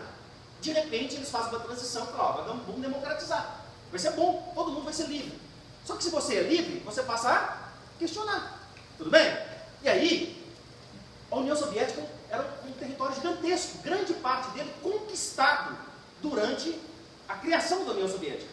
Então, várias partes da União Soviética falaram, agora eu posso falar o que eu quero? Tá bom, eu quero separar. Ok? Então, várias partes territoriais da União Soviética já começaram a reivindicar independência. Tanto é que, imediatamente, a União Soviética se divide em 15 repúblicas independentes. 15 países brotam da queda do regime soviético. Tranquilo daqui? Um deles, a Ucrânia. Não vou falar de todos, mas vou só te contar uma coisa. A Ucrânia, assim como quase todos os outros, conseguiram negociar com a Rússia a sua independência. Tanto é que em 1991, que a Ucrânia fala, eu aceito devolver para a Rússia todo o arsenal nuclear soviético que está em território ucraniano em troca da independência. Por isso que hoje a Ucrânia não tem o quê? Arsenal nuclear. E a Rússia tem muito, ela comprou quase tudo. Por que a Rússia herdou quase tudo da União Soviética? Inclusive uma cadeira no Conselho de Segurança da ONU. Por quê? Apesar de serem 15 países que surgiram, a Rússia é o que sobrou. Não foi ela que saiu. Eles foram saindo, sobrou ela. Tá pronto, então tudo que era da União Soviética é meu. Tranquilo? Tanto é que ela falava, você quer sair? Tá bom, então me devolve. Como fez com a Ucrânia. Tranquilo daqui? E a Ucrânia negociou sua independência em 1991. A Rússia, de 91 para frente, com o Gorbachev, entrou também num colapso econômico. Primeiro que estava entrando de cara no sistema capitalista. Até então ela não conhecia os problemas dentro de uma economia capitalista. Por exemplo, desemprego. Você vivia num regime socialista com pleno emprego, todo mundo trabalhava para o Estado. De repente você tem, empresas privadas, desemprego, ok? Oscilações econômicas, o país sucateado industrialmente, vindo de um regime que não avançava. Foi lógico, não tem ninguém bonzinho, as empresas que foram para lá foram para explorar mão de obra barata, tudo bem? Matéria-prima também. Então ela passou por muita dificuldade. Com um sistema político caótico, porque todo mundo querendo manifestar, isso virou uma catástrofe. Ok? Isso aconteceu com Gorbachev, que renunciou, e aí entrou Boris Yeltsin, na Rússia, que também pegou esse período de transição e foi um dos presidentes na Rússia muito problemático. Ele mesmo não conseguia conduzir a política do país. Só que nessa época, pode falar. Uma parte que eu não entendi muito bem, então esse período de transição, ele causou vários problemas, porque todo mundo começou a manifestar e querer separar. O que acontece? Quando você tem um problema político no país, imediatamente vai refletir na economia. Não é? Olha a Venezuela, quando entrou em guerra agora, o que aconteceu na economia? Não é? Se a gente vê que o Brasil está com um problema político muito grande, não é? Uma insegurança política, ele sofre economicamente, até com o capital externo. Muita gente agora, quando tem essa crise política no Brasil, fala assim, cara, por que você vê oscilações da economia, do dólar, não é? Quando é, por exemplo, campanha eleitoral, o pessoal que investe no país fica assim, não vou botar meu dinheiro ali, tudo bem? Eu tenho segurança para colocar, não sei quem vai ganhar. Tanto é que você vê, um candidato começa a ganhar força, se ela agrada mais investidores, não é? O dólar já é o que? Dá uma baixada, não é assim? Se é um candidato que começa a ganhar força, ele não agrada investidores, o dólar começa a subir, isso não acontece? É porque a política comanda o sistema econômico. Tranquilo daqui? Se a economia vai mal, se a política vai mal, a economia vai mal. Fato. Tranquilo daqui? Só que no Boris Yeltsin, no governo Yeltsin, já no final da década de 90, apareceu a figura de um cara chamado Vladimir Putin. Tudo bem? Que era um agente da KGB, da polícia, né? A KGB era a oposição ao FBI dos Estados Unidos. Ok? Ele era um agente da KGB. E ele começou a ser uma figura importante no governo Boris Yeltsin, porque ele começou a controlar essas manifestações do país, com estratégias, já nessa época, bastante opressoras, mão firme. Tudo bem? Ele não era político, só que ele começou a ficar um cara conhecido ali na União Soviética, na Rússia, nesse período. Quando tem eleições, depois do mandato do Yeltsin, o Putin se candidata com o apoio do Boris Yeltsin. E ele ganha na Rússia. Se torna presidente da Rússia. Então vou começar a te falar. Ele já está lá mais ou menos 20 anos. Ok? 20 anos, ele é o homem mais forte da Rússia. Mas como é que ele está lá 20 anos? É porque a Rússia é um sistema parlamentar. É um semi-parlamentarismo. Mas quem governa o país é o primeiro-ministro. O presidente é o chefe de Estado. É um regime diferente do Brasil. Porque o Brasil é o quê? É um regime presidencialista. O nosso presidente, ele ocupa 2 cargos. Não é? 2 cargos instituídos numa mesma pessoa. Ele é chefe de governo, ele governa o país e ele representa o país na diplomacia mundial. Né? Então ele é chefe de governo e chefe de Estado. Um regime parlamentar, quem governa, o chefe de governo é o primeiro-ministro. Né? Mas quem representa o país na diplomacia é o chefe de Estado, o presidente. Ok, daqui? Então, como a Rússia é uma república parlamentar, ela tem presidente e tem primeiro-ministro. O Putin se foi presidente 2 vezes, aí ele não podia se reeleger. Ele elegeu um cara que é subordinado a ele, tá? Um cara chamado Medvedev, que depois fez um mandato de 4 anos, e ficou muito claro que ele estava ali só para cumprir aquela função. Tanto é que ele, quando houve possibilidade de reeleição, por causa do Putin, ele falou, não quero me reeleger, eu quero que o Putin volta. Tudo bem? Ele ficou só 4 anos. Aí o Putin voltou, conseguiu uma emenda constitucional para transferir o mandato de 4 anos para 6 anos. Tudo bem? E ele pode se reeleger por mais 6 anos agora. Então, dificilmente ele sai dali. Por que dificilmente ele sai dali? Porque o Putin, ele é idolatrado na Rússia. Não tanto agora, mas ele é. Tudo bem? Por que ele é? Porque ele devolveu o orgulho para a Rússia que ela perdeu com a União Soviética. Como que ele fez isso? É que eu falei para vocês.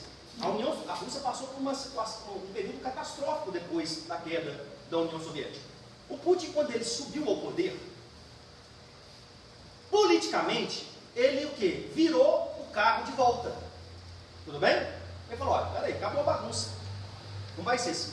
Tudo bem? Manifestação, separatismo, acabou. Tudo bem? Ele conseguiu controlar muitas manifestações. E como ele conseguia controlar alguns problemas políticos do país na base da força, isso refletia positivamente, mesmo que pouco, na economia. Tudo bem? A economia começava a se recuperar, dava indícios de recuperação. E isso ele começava a ganhar apoio.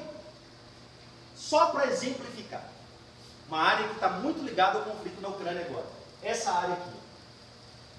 Olha que interessante. Quando a Rússia começou a perder territórios, né, essa área aqui, ó, essa área aqui da Rússia, olha aqui, ó, essa área aqui, ó, você vê que a Rússia puxa uma perninha aqui. Essa área aqui é chamada de Cáucaso, entre o Mar Negro e o Mar Cáspio. Essa região aí, a Rússia não, ela havia possibilidades ali, depois da União Soviética, dela perder esses territórios do Cáucaso, só que, né, ela conseguiu alongar esses conflitos ali. Quando o Putin chegou ao poder, ele conseguiu controlar os conflitos no Cáucaso. Né? Tem uma região separatista no Cáucaso. O Cáucaso, gente, é a região que tem mais gás natural no mundo. Tem muito gás natural ali. O gás natural é muito utilizado na Europa, na Ásia de uma forma geral, né? Não só em aquecedores residenciais, mas em termoelétricas, no setor industrial. O gás natural é muito importante ali.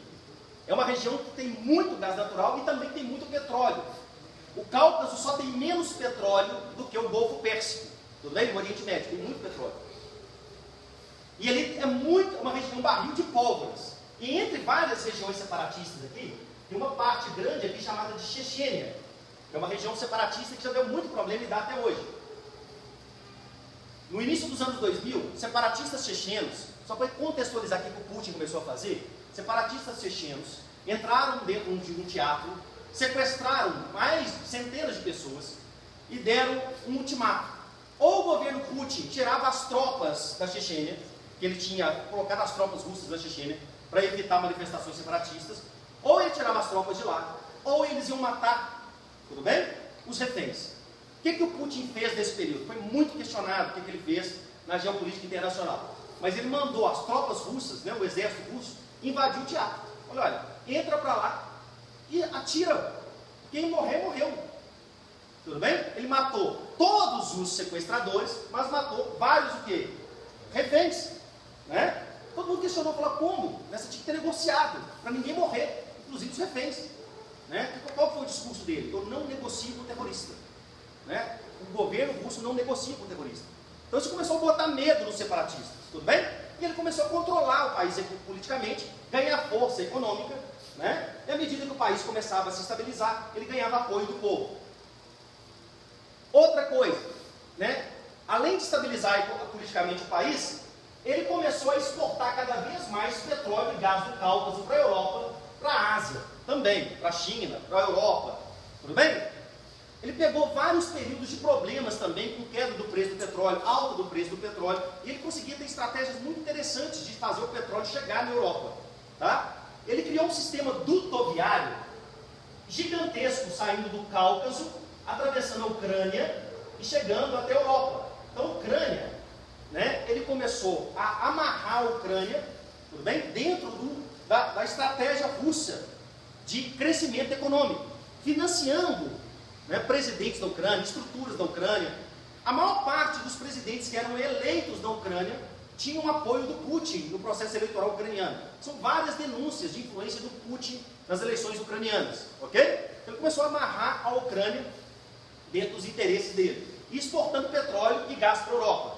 Os países europeus não imaginavam que, né, a estratégia dele podia chegar onde ele chegou. A Europa ajudou a construir um monstro chamado Putin, né? Porque ele foi colocando a Europa cada vez mais dependente dele, né? A Europa, a Rússia, é um país que quando o Putin chegou estava muito problemático. A Europa não imaginava que a Rússia ia se transformar numa potência econômica de novo, como se transformou, então não sabia da ameaça que isso poderia gerar, ok? E aí, ao longo do começou a cobrar algumas coisas, tudo bem? Que começavam a ligar um alerta nos Estados Unidos e na Europa. Por exemplo, uma coisa que ele começou a cobrar. Olha, ele falou o seguinte: quando terminou a Guerra Fria e a União Soviética caiu e a gente negociou, né, a queda do regime socialista, foi prometido à Rússia que a OTAN ia ser dissolvida, iam acabar com a OTAN. Tudo bem? Ninguém assinou nada, não existe um documento falando que isso foi prometido aos russos. Só que o Putin alega isso. E ele tem um argumento para alegar isso. Ele fala: olha, a OTAN foi criada para fazer oposição ao Pacto de Varsóvia. Não existe mais Pacto de Varsóvia. A OTAN foi criada para fazer oposição a um ataque socialista a um país capitalista da OTAN. Não tem mais. Tudo bem? Não existe. Para que tem OTAN? Tudo bem? Então ele começou a cobrar isso. Aí o que aconteceu? A OTAN só não foi dissolvida. Ela, além de não acabar, ela começou ainda a aumentar a sua área de expansão. E ela começou a avançar para países vizinhos à Rússia. Por exemplo, a Polônia, esses países bálticos aqui, né? Está aqui Letônia, Lituânia e Estônia, entraram para a OTAN. Então, esses países aqui entraram para a OTAN, a Polônia entrou para a OTAN. E aí, os Estados Unidos e a União Europeia começaram a fazer de bobo, é lógico. Falaram: não, né? A proposta da OTAN não é essa, não tem nada a ver com o Putin, não tem nada a ver com oprimir a Rússia, tudo bem? Não tem nada a ver com isso. É lógico que tem, de certa forma. E o Putin também tentando fazer pressão do outro lado, tudo bem? Para dissolver a OTAN de qualquer forma. O que acontece? A Europa começou, e o Ocidente começou a demonstrar nos últimos anos, que entre várias possibilidades de diminuir, né, essa ameaça do Putin, que ele começou a impor uma série de coisas, né, uma das estratégias que poderiam, né, diminuir esse poder que ele estava ganhando, era realmente tentar aumentar a área de influência americana, ocidental, europeia, tudo bem? Inclusive chegando próximo à Rússia. Ok? Não só economicamente, mas também politicamente. Então a entrada de muitos países dentro da OTAN, lógico que tinha por trás uma tentativa, tudo bem, de diminuir o poder da Rússia na Europa, ok? Na medida que o Putin se tornava uma ameaça. Não só a OTAN fez isso, a União Europeia também tem uma parcela disso. A União Europeia, né, que é uma aliança que começou comercial na Europa e hoje se tornou praticamente uma união econômica total, né, ela começou a promover a adesão de países, né, vizinhos à Rússia dentro da União Europeia. Esses 3 paísinhos aqui que entraram para a OTAN, eles entraram também para a União Europeia. Isso começou a incomodar mais ainda o Putin. Tudo bem daqui? Estou resumindo agora, tá, gente, essa parte. O que aconteceu? Em 2014,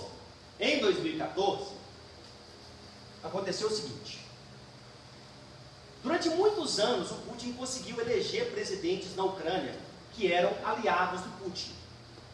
E a Ucrânia tem uma coisa muito interessante além dessa área estratégica para chegar petróleo e gás na Europa. A Ucrânia tem mais um porém. A Ucrânia é um país dividido ao meio. Por que ele é dividido ao meio? Porque se você pegar a Ucrânia, ver se eu acho a Ucrânia aqui. Se você pegar a Ucrânia aqui, ó, tá dando para ver direito, mas aqui, ó, a Ucrânia de Kiev, que é a capital, para cá é um país. De Kiev para lá é praticamente outro. Tudo bem? Por quê? Porque a Ucrânia de Kiev para o lado da Rússia é uma Ucrânia que é conhecida como Ucrânia russificada. Se fala russo nas ruas. A maior parte da população ou é neto ou é filho de russo. Tudo bem? Por que é assim? Porque o território ucraniano era território soviético. Tudo bem? E aquilo ali foi ocupado por russos. Inclusive alguns territórios da Ucrânia, tudo bem, são territórios que sempre foram habitados por russos. Mas que na negociação acabou ficando com o território ucraniano. É complexo, mas deu para ficar claro isso aqui? Eles negociaram. E essa parte da Ucrânia é totalmente pró-Putin. Eles são a favor do Putin, dessa aproximação Ucrânia-Putin. Só que a parte de cada Ucrânia, onde realmente se fala ucraniano, tudo bem? Eles se sentem muito mais europeus, eles são europeus, ok? Eles sempre viram, tudo bem, como um equívoco essa aliança Ucrânia-Putin. essa estratégia dos governos ucranianos de, né, conseguir investimento russo, abrindo o país para passar dutos para o Putin, olha, isso não vai dar bom. Né? A Ucrânia está virando o quê? Um simples, tudo bem, subordinado da Rússia, da estratégia política russa. Então eles nunca acharam muito bom isso. Em 2010, pela primeira vez, na Ucrânia se elegeu um presidente pró-Europa. Ok? Depois de muito tempo. Então, o Putin já estava muito, ele já questionava muito essa questão da OTAN, já questionava muito a entrada de países do leste europeu para a União Europeia. De repente, na Ucrânia ganha um presidente pró-Europa, como que está lá agora. O presidente agora Zelensky é pró-Europa também, ok? Ganha em 2010 um presidente pró-Europa. Esse presidente que ganha em 2010, ele começa a fazer alianças de aproximação com a União Europeia, dando indícios de que ia colocar a Ucrânia na União Europeia. Nisso, Putin já começou a ameaçar uma invasão na Ucrânia. Ok, daqui? Em 2014, eleições na Ucrânia. Esse presidente não ganha as eleições. Sobe ao poder de novo um presidente pró-Putin.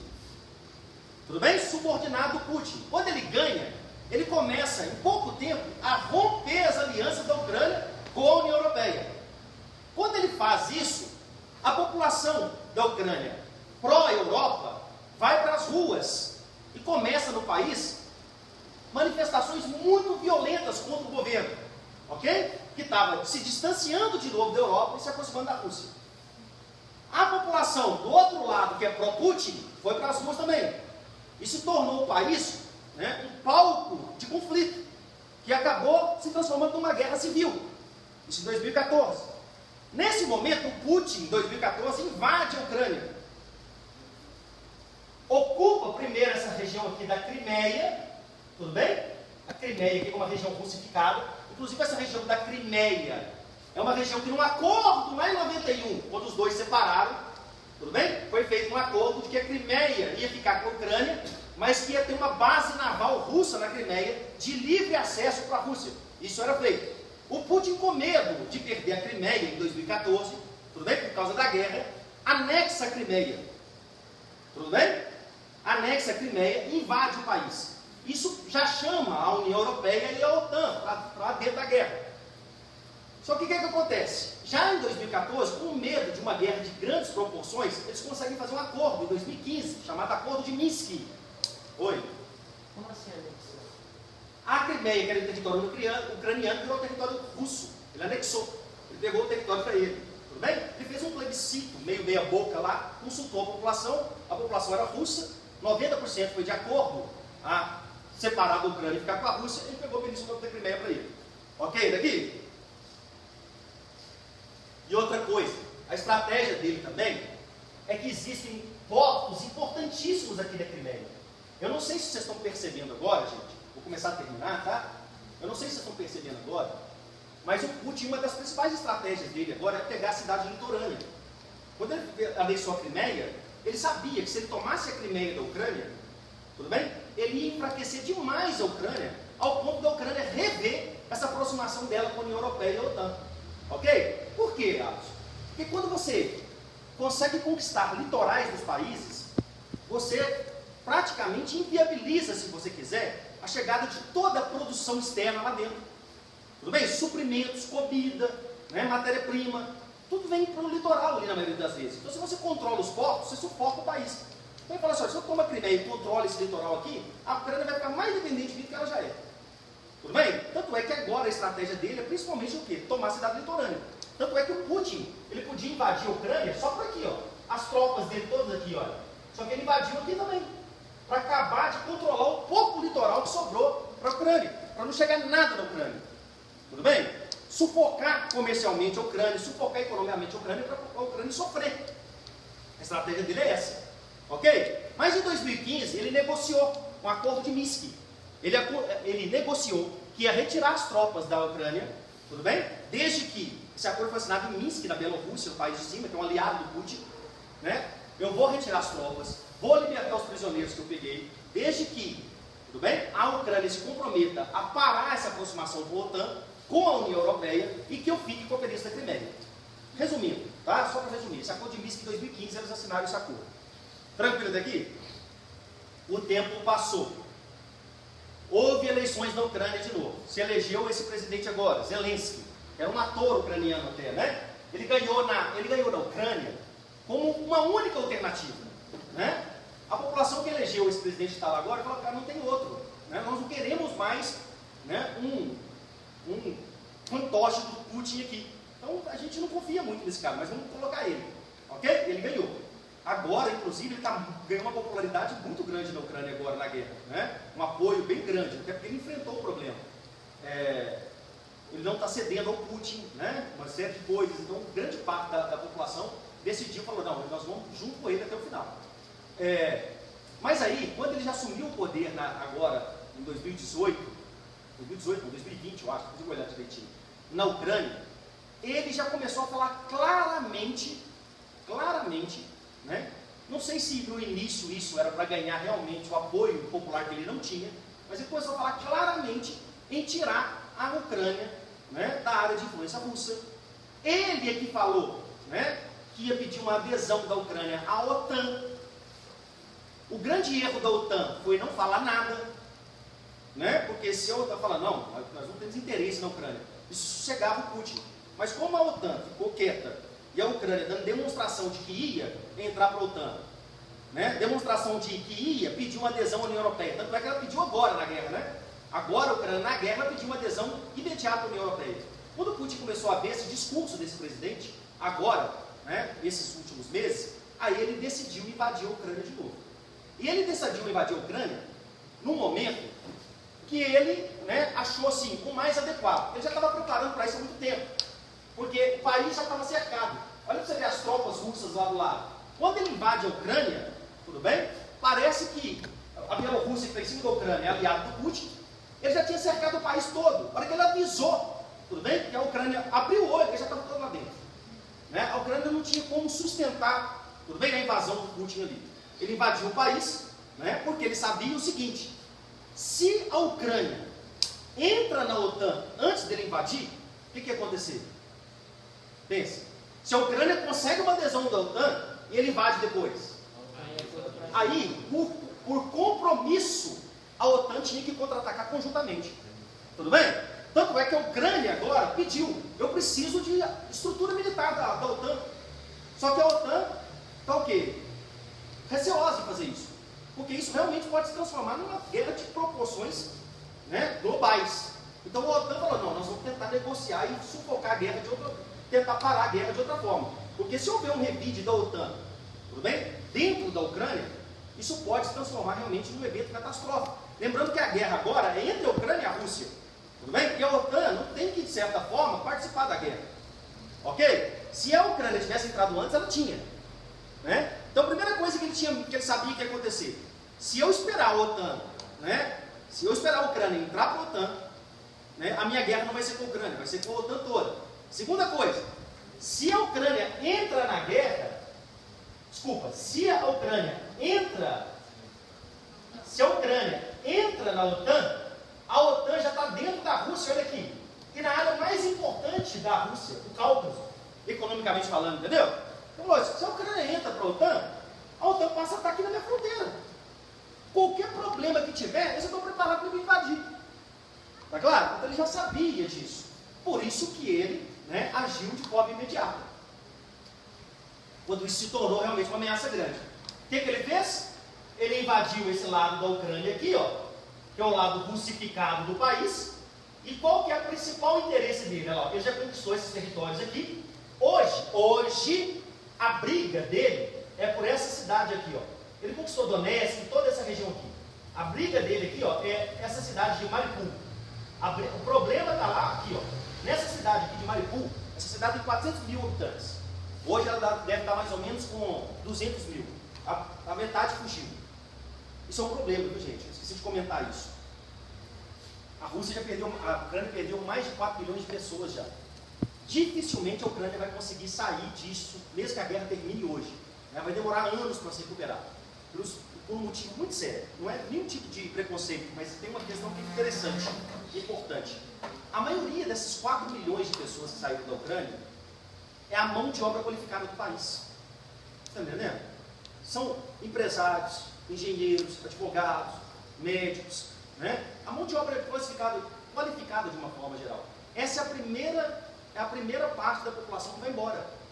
Você entendeu? É a população que tem recurso. Que fala, cara, eu vou morrer aqui, eu vou sair. Ok? Ele tem condições. Essa leva de refugiados que está dentro da Ucrânia, a maioria é mão de obra qualificada. Ok? Quanto mais baixa, menor a classe social na sociedade, mais tempo vai ficar lá. Tudo bem? A parte mais pobre do país é a que vai ficar mais tempo. É o último a sair, que é o que tem menos possibilidade de sair. Então, mesmo que a Ucrânia saia dessa guerra agora, retomar essa população para dentro da Ucrânia só vai acontecer com ajuda externa, né? É bom possível que ao longo dos anos essa população retorne ao seu país pacificar, mas o país vai enfrentar um problema seríssimo econômico, porque a mão de obra qualificada do país foi toda embora, né? Uma parte considerável, entendeu? Isso acontece com qualquer país. E eles perderam muita mão de obra qualificada aqui. A ideia do Putin hoje é o quê? É tomar toda essa parte aqui, ó, né, de Mariupol até aqui, para chegar toda essa região aqui até a Crimeia que ele já tomou. Então ele controlar toda essa parte do país aqui. Primeiro porque essa parte é a parte russificada do interesse dele. Ele quer expandir a território da Rússia, né, nos moldes da União Soviética, isso é um fato. Ele quer um monte de coisa. Ele quer aumentar o território soviético, russo, para o antigo território soviético, controlar essa parte do país, anexar uma parte russificada da Ucrânia, e mais importante agora que eu falei para você, se ele consegue tomar toda essa região aqui, ó, ele fecha completamente os litorais ucranianos. Tudo bem? Aí ele coloca, mesmo que ele não consiga tomar a Ucrânia toda, se ele tomar essa parte da Ucrânia, a outra parte da Ucrânia vai ficar muito dependente dele. Você entendeu? Tanto é que ele aceita negociar. Ele fala, olha, eu negocio. Se vocês deixarem essa parte toda aqui, ó, comigo, tudo bem? Vocês podem ir. Tudo bem? Ele já deu indícios que pode até... É um blefe, Ele já falou assim, olha, ele deu esse discurso. Se vocês cederem essa parte aqui, ó, para a Rússia, essa região é conhecida, essa região toda é conhecida como Donbass. Se ceder essa parte toda para a Rússia, a Ucrânia pode ir voltando. Só que eles sabem que eles nunca vão fazer isso, entendeu? Eles não vão abrir mão desse território. Esse conselho litoral nenhum, eles ficam fechados, totalmente dependendo da Rússia. Então ele está se impondo ali dentro. O que acontece? Só para entender o que está acontecendo. Essa semana, né, tem hora que parece até, assim, não, uma briga, parece até infantil. Semana passada, o Biden, presidente dos Estados Unidos, falou assim que o Putin é um assassino criminoso de guerra. Né? Aí o Putin falou assim, não, realmente eu devo ser, porque um assassino reconhece o outro. Né? Eles ficam nessa briguinha os dois. Né? E o que acontece? Os Estados Unidos, vou terminar agora, e o Ocidente, de uma forma geral, estão tentando devolver a guerra muito próximo do que o Putin está fazendo na ideia de fechar o comércio para a Ucrânia. Só que não é questão territorial, né? É pelo sufocamento político e econômico. Ou seja, os Estados Unidos e os aliados dos Estados Unidos praticamente acordaram com pouquíssimos votos contrários, né, para um sufocamento econômico da Rússia. Ninguém negocia mais nada com a Rússia. Né? Então eles proibiram exportações para a Rússia. Né? Proibiram assim, né, dentro dessa aliança. Eles chegaram ao ponto de cortar a importação de petróleo da Rússia. E quando você corta a importação de petróleo da Rússia, é aquilo que eu falei para você. Ela perde, mas você perde também. Né? Tanto é que o governo Biden pediu para o Brasil aumentar a produção de petróleo para tentar não promover uma alta gigantesca do preço do petróleo com, né, a falta das exportações russas. Então a ideia é fazer a população russa, sofrer, passar fome. Né? O Putin mesmo falou isso, olha, vocês estão matando mais gente aqui com esse sufocamento econômico do que com os ataques que eu estou fazendo. Né? Pelo menos ele falou isso. A ideia é fazer a Rússia realmente sofrer, para que a população russa sofrendo, ela se volte contra o Putin. Entendeu? E aí ele começa a perder popularidade do país, e aí ele perde a única coisa que sustenta ele, que é o povo. Então a estratégia tem sido essa. Só que é uma estratégia extremamente arriscada. Porque quando você faz um país sofrer, tudo bem? E joga a culpa no presidente desse país, você pode realmente fazer com que ele perca popularidade, Mas você pode fazer também com que ele ganhe, como Hitler fez na Alemanha. O Hitler usou o sofrimento do povo alemão e jogou a culpa, né, na Inglaterra para o povo alemão apoiar ele. O Putin provavelmente vai criar essa estratégia. Ele já está falando sobre isso na Rússia. Tanto é que ele permitiu, ele proibiu Instagram, ele proibiu Facebook, ele proibiu praticamente tudo para que a população escute o quê? O que ele vai falar. Entendeu? Não tem acesso, né, ao Ocidente falando, olha, vocês estão sofrendo por causa dele, não por causa de nós. Entendeu? Daqui? O fato da China estar do lado da Rússia minimiza esse sofrimento? Pouco, sabe por que é pouco? Vou até comentar isso rapidinho. A China, né, não se dá bem com... A China não se dá bem com alguns inimigos da Rússia já há muito tempo. Aliás, tem inimigos comuns, por exemplo, o Japão, né? Que agora, por exemplo, está se metendo no problema e está virando um inimigo mortal do Putin, né, o governo japonês. A Rússia e a China sempre fizeram oposição aos Estados Unidos. Inclusive, também, um dos motivos que elas não gostam do Japão é porque o Japão sempre foi aliado americano. Não é assim? Eles consideram o Japão um traidor da Ásia. Né? Olha, vocês se entregaram aos interesses americanos. Então, a Rússia e a China sempre foram muito próximas. Aliás, antes da guerra, poucos dias antes, né, eles anunciaram uma aliança sem limites. Não foi isso? Só que, Lucas, tem uma coisa interessante. Numa guerra dessa, que você sabe que vai refletir na economia, o melhor para você é não se meter. Entendeu? É ficar de fora, você vai sofrer menos. Não se posiciona. Tudo bem? É o que a China está tentando fazer. Se não fosse a China, talvez outro país não faria. Mas a China tem uma relevância muito grande. Então nem a China, nem a Rússia mesmo, e nem os Estados Unidos, quer problema com a China agora, né, nesse cenário. Então, o Putin está fazendo pressão na China para a China apoiar ele. Só que a China falou, tanto é que ela votou neutro, né? Lá na ONU, lá, para condenar a invasão russa. Ela falou assim, olha, eu não vou me meter nisso, eu vou ficar de fora. Dificilmente você consegue ficar de fora de um conflito desse, você começa a ganhar muita proporção, porque aí você vai ter que se posicionar. Mas a China, até agora, tem que ficar de fora do problema, entendeu?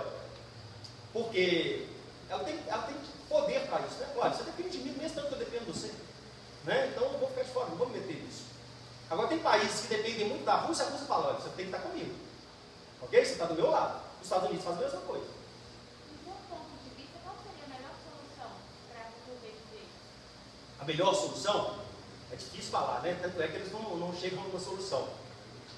Olha, não vai ter solução que não vai ter efeitos negativos, né? Isso não vai ter. A melhor solução é eu não acredito que o Putin vai sair dessa guerra, né? Porque ele conseguiu controlar muitas áreas da Ucrânia, sem territórios da Ucrânia, entendeu? Então vai ter que negociar com ele, né? Vai ter que negociar com ele, eu acredito, retirada, né, das tropas russas lá. A Ucrânia vai perder territórios, mas eu acho que ela tem que tentar perder o mínimo que ela puder. O Putin não pode ganhar a Ucrânia, o leste ucraniano todo, porque isso acaba com a Ucrânia, entendeu? Mas eles vão negociar isso aí até o último momento, até não aguentar mais. O fim dessa guerra, que a gente não sabe quando vai acontecer, vai depender de quem vai aguentar por mais tempo. Será que a Rússia vai aguentar, né, esse isolamento por muito tempo? Entendeu? Não está chegando nada na Rússia. A inflação da Rússia bateu numa super inflação. Você comprar vamos supor, se fosse aqui no Brasil, você compra um pacote de arroz R$150, né? A população da Rússia, que era classe média, virou classe miserável, grande parte já. Entendeu? O país está sofrendo também. O Putin, né, está tentando sustentar, jogando a culpa no Ocidente, falando a gente tem que aguentar o sofrimento para não perder. Tudo bem? É sofrer agora para ganhar depois. Então, vai ter que ver até onde o mundo vai aguentar isso. Até quando essa guerra, matando gente também na Ucrânia, a Rússia atacando, entendeu? Ora eles tentam negociar, ora que eles voltam atrás. Né? O Putin anunciou semana passada, né, mais uma tratativa de negociação, e essa semana ele chegou a falar, né, que as relações Estados Unidos e Rússia estavam próximas de uma ruptura. O que é uma ruptura? É tipo o seguinte, acabou, não tem mais conversa. É voltar mais ou menos o que era no cenário de Guerra Fria. Seria, essa ideia de ruptura que ele falou, seria provavelmente uma nova doutrina Truman, entendeu? Acabou, não tem mais conversa daqui para lá. Entendeu? A gente não sabe, Bruno. Dá para contar a história do que aconteceu até aqui. Para frente, a gente tem que assistir para ver. Ok? Alguém mais? Você falar que o Japão e os Estados Unidos eram muito aliados. São muitos. Mas por que os Estados Unidos jogou justamente as duas bombas? Porque isso foi no contexto da Segunda Guerra Mundial, né? Na Segunda Guerra Mundial, os Estados Unidos jogou 2 bombas no Japão, destruiu o Japão. Só que depois, quando a Guerra Fria foi se desenhando, aqueles países que sofreram com a guerra, eles passaram a ser área de influência ou dos soviéticos ou dos americanos. E os soviéticos aceitaram com os Estados Unidos, acertaram com os Estados Unidos uma negociação que deixava o Japão como área de influência americana. Até porque o Japão, desde muito tempo, tudo bem? O Japão já tinha relações econômicas muito próximas com os Estados Unidos. A industrialização no Japão tem uma relação com os Estados Unidos. No século XIX, né, vocês estudam na história, o Japão sofreu uma invasão americana. Até então o Japão era um país não industrializado. Né? Então a influência japonesa dos Estados Unidos, desde o século XIX, é muito grande, entendeu? Então, por causa dessa ligação econômica, os Estados Unidos conseguiu forçar uma cessão do Japão aos soviéticos depois da guerra. Okay? E os soviéticos também já tinham muito problema com o Japão. Né? Tem ilhas ao norte do Japão que foram tomadas pela União Soviética, okay? E que o Japão reivindica. As relações Rússia e Japão nunca foram boas. Então isso acabou levando o Japão para o lado dos Estados Unidos. E a União Soviética não teve o que fazer. Ficou claro isso? Essa parte que você falou, é a parte que mais era russa, porque você falou que um lado da Ucrânia. Vou te contar uma coisa. E ele não teve dó, né? Não. Ele está atacando mais quem era do lado russo. Da Rússia. O que acontece? Não, isso varia muito, por quê? A maior parte dos ucranianos que são pró-Putin, que são de ascendência russa, eles estão lutando contra a Ucrânia. Né? Eles lutam a favor do Putin. Tudo bem? Atacando. Mas eles estão atacando eles, não? Atacando aqueles que não querem essa aliança. Então você está lá, por exemplo, nessa região aqui, ó, você tem muitos russos que moram aqui, né, e muitos não russos. Mas os russos estão armados, lutando contra os ucranianos ali, um matando o outro. Hã? Dentro da Ucrânia, eles são ucranianos de Estado, lutando contra a própria Ucrânia, porque o desejo deles é uma aliança cada vez maior com a Rússia. Né? E o Putin, o que acontece? Ele arma essa população. Eles Né? podiam dividir ali, né? Mas o que acontece? A estratégia dele é essa. Sabe o que é o problema? O problema é isso. Se você fazer cessões a ele, você não sabe onde ele vai parar. Né? Se ele vê que ele tem poder, ele vai avançar cada vez mais. Porque a ideia dele é isso, fazer frente mesmo. Então, você consegue o que quer, ele fala, olha, então vamos continuar. Né? Quem garante que depois ele não vai invadir a Polônia, por exemplo? Se ele conquistar o território todo ucraniano, né? Se ele vai continuar fazendo essas né, atrocidades que ele está fazendo aí, porque ele realmente parece estar... Tem muitas teorias da conspiração, né? Por exemplo, surgiu uma teoria aí agora que fala que ele está em um câncer terminal e que ele decidiu devolver para a Rússia, né, os territórios que a Rússia perdeu, né, depois da União Soviética, antes de morrer. Eu acho que não é verdade, mas que ele dá demonstrações que ele está disposto a muita coisa, ele dá. Né? Ele está disposto. Ele não tem demonstrado medo. Né? O Putin realmente, é o que eu falo, na minha concepção, se tem alguém que é uma ameaça ao mundo hoje, tudo bem? Já falo isso de algum tempo, essa pessoa é ele. Né? É o Putin na Rússia, ele tem demonstrado ser uma ameaça. Você acha que pode chegar na terceira guerra? Sim, eu acho que é uma possibilidade pequena. Porque a pandemia pegou a gente, né? É uma possibilidade pequena, né? Mas a gente não pode descartar. Se há um contrato, eu tenho medo. Né? Por exemplo, quando ele fala um discurso assim, olha, acabou, é ruptura. Se faz uma ruptura, quer dizer o seguinte, que daqui para frente eu vou fazer muito mais coisas. Né? Eu vou agora fazer oposição mesmo. Então a gente não sabe o que ele vai fazer. E se ele começar a atacar outros países, numa ruptura dessa, né? A gente não sabe onde vai parar. Se a OTAN também decide revidar ataques, né, militares à Rússia, isso pode tomar uma proporção muito grande. Essa guerra militar, eu acho assim, dificilmente ela chega aqui, né? Mesmo sendo uma guerra nuclear. Mas isso pode promover uma crise econômica no mundo, né, incontrolável. A gente já começou a ver, gente. Por que o preço da gasolina e do petróleo está, né, da gasolina, do diesel está desse jeito aí? Isso não é uma relação com a guerra? Claro que tem. Né? E se o preço do diesel sobe, né, nem falo da gasolina, se o diesel sobe tudo. Porque tudo chega na sua casa quase com diesel, né? Ainda mais num país rodoviarista como o Brasil.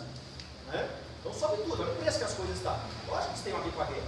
Por quê? Porque a Rússia, né, saiu da economia, né? Quando você diminui a oferta, que a Rússia diminuiu a oferta de petróleo, e a demanda mundial continua a mesma, o que acontece com o preço? Vai subir. Né? Então o preço do petróleo disparou. Por isso que os Estados Unidos e outros países estão tentando o quê? Aumentar a produção de petróleo no mundo para tentar conter, né, a diminuição de oferta, para tentar manter o quê? Para manter a economia sem uma superinflação. Né? Mas é muito complicado o que está acontecendo, sustentar isso. Né? Fala. Eu não acompanhei a parte que você falou sobre estarem fazendo a Rússia sofrer com isolamento. Como que eles estão fazendo isso? Porque os Estados Unidos, né, fez uma aliança dentro da ONU, praticamente todos os países apoiam, os países cortarem relações comerciais com a Rússia. Não importar e nem exportar. Isolar ela. Tudo bem? Para ver até onde ela aguenta, sufocar a economia russa. E que realmente vai surtir um efeito. Já surtiu. Entendeu? O Brasil, só para contar o caso do Brasil aqui, né? Eu falei, estava até comentando com o Lucas, o melhor numa situação dessa, né, é você ficar de fora. O Brasil teve problema maior, porque o Brasil já não tinha ficado de fora antes, né? Há algum tempo já, muito antes dessa questão agora, né, nos últimos anos, o Brasil tem se aproximado muito do governo russo. Não que tenha se afastado dos Estados Unidos, não é isso, né? Mas o Brasil votou a favor da Rússia em algumas coisas na ONU, né? A favor da Rússia. Isso já começou a incomodar os Estados Unidos. Né? Já teve discurso, inclusive da época do Trump, né? dessa aliança, dessa aproximação do Brasil com a Rússia. E eu não acho que o Brasil esteja errado disso, não. Né? O Brasil tem negociações muito importantes com a Rússia. O Brasil importa muito fertilizantes, agora foi muito falado da Rússia, né? Mas a Rússia é um grande comprador de grãos brasileiro. Só para dar um exemplo, 80% da produção de amendoim do Brasil vai para a Rússia. Né? Então é um parceiro comercial importante do Brasil. Só que os Estados Unidos é um parceiro importante muito maior. Né? Então, se a briga é dos dois, deixa só os dois. Não entra na briga. Né? O Brasil tem que tentar manter boas relações com a Rússia, não porque gosta do Putin, mas porque precisa dela também, mas mais com os Estados Unidos. Né? O problema é que quando você se posiciona para um, tudo bem, o outro acha que você é o inimigo dele. Fala, peraí, você já decidiu o seu lado? Então tá bom. Né? Então melhor você ficar de fora. Entendeu?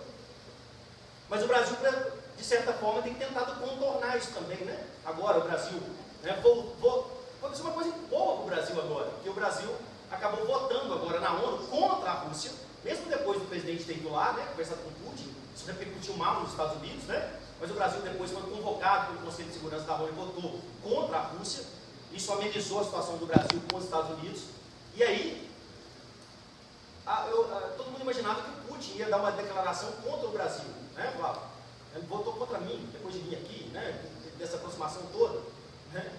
Aí o Putin, quando ele teve a oportunidade de falar do Brasil, há poucos dias atrás, perguntaram para ele falou que entendia, tudo bem, o papel do Brasil. Ele falou isso. Ele falou, eu entendo. Né? Eu entendo que ele não queira se prejudicar. Ele não tem a ver com a história. Ok? Se o Brasil tem negócios tanto com os Estados Unidos quanto com a Rússia, o conflito ia causar uma crise aqui no Brasil? Conflito com a Rússia e com os Estados Unidos? Enorme. Enorme. Hoje qualquer crise atinge todo mundo, né? Uma crise Estados Unidos e Rússia, um conflito direto armado, prejudica todo mundo, inclusive o Brasil. Em questão de armamento, a Rússia tem... A Rússia é a maior potência militar do mundo depois dos Estados Unidos. Paralela à China, mais ou menos. Em algumas coisas ela é mais, em outras coisas ela é menos. Tudo bem? O exército chinês é muito maior que o russo. Mas em armas, tudo bem? A Rússia é muito maior que a China. Não, os Estados Unidos é muito mais poderoso. Só que se eu tenho armas para destruir o mundo uma vez, você tem para destruir 10 vezes, qual que é a diferença que faz? A Rússia tem arma para destruir o mundo, os Estados Unidos, muito mais. Mas só tem um mundo para destruir. Os dois se equivalem. Essa opção é possível para eles entrarem nessa opção de chegar a querer criar destruir? Não entendi. Fala, Júlia. No caso, eles lançarem mísseis e essas coisas em questão de querer assustar e ao mesmo tempo acabar prejudicando uma situação maior. Acho possível nesse caso? Você está sem máscara. Fala, Júlia. Por exemplo, a Rússia ir lá lançar os mísseis. Lançar mísseis? Isso. Aonde? Na Ucrânia. Na Ucrânia. Ou até mesmo nos Estados Unidos. Nos Estados Unidos eu duvido, isso não vai acontecer. Se confrontar. O Putin é louco, mas não é burro. Porque aí você está morto também, se fizer isso. Não vai fazer isso. Ele não vai atacar também sabendo que vai ser atacado para destruir a Rússia. Entendeu? Ele sabe onde que ele mexe também.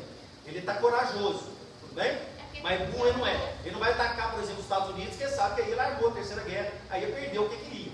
Ele quer ver até onde ele consegue ganhar. A hora que ele vê que ele não consegue ganhar, ele também acha que não vai além disso não, entendeu? A Rússia, ele não entrou na guerra. Tudo que o Putin tem feito até agora, ele não entrou na guerra para destruir o mundo. Ele entrou na guerra para se tornar mais poderoso que ele é. Se ele promove uma guerra que vai destruir a Rússia, é que nem eu falei na Segunda Guerra Mundial, ele perdeu também. E a proposta dele não é essa, ele não é burro. Entendeu?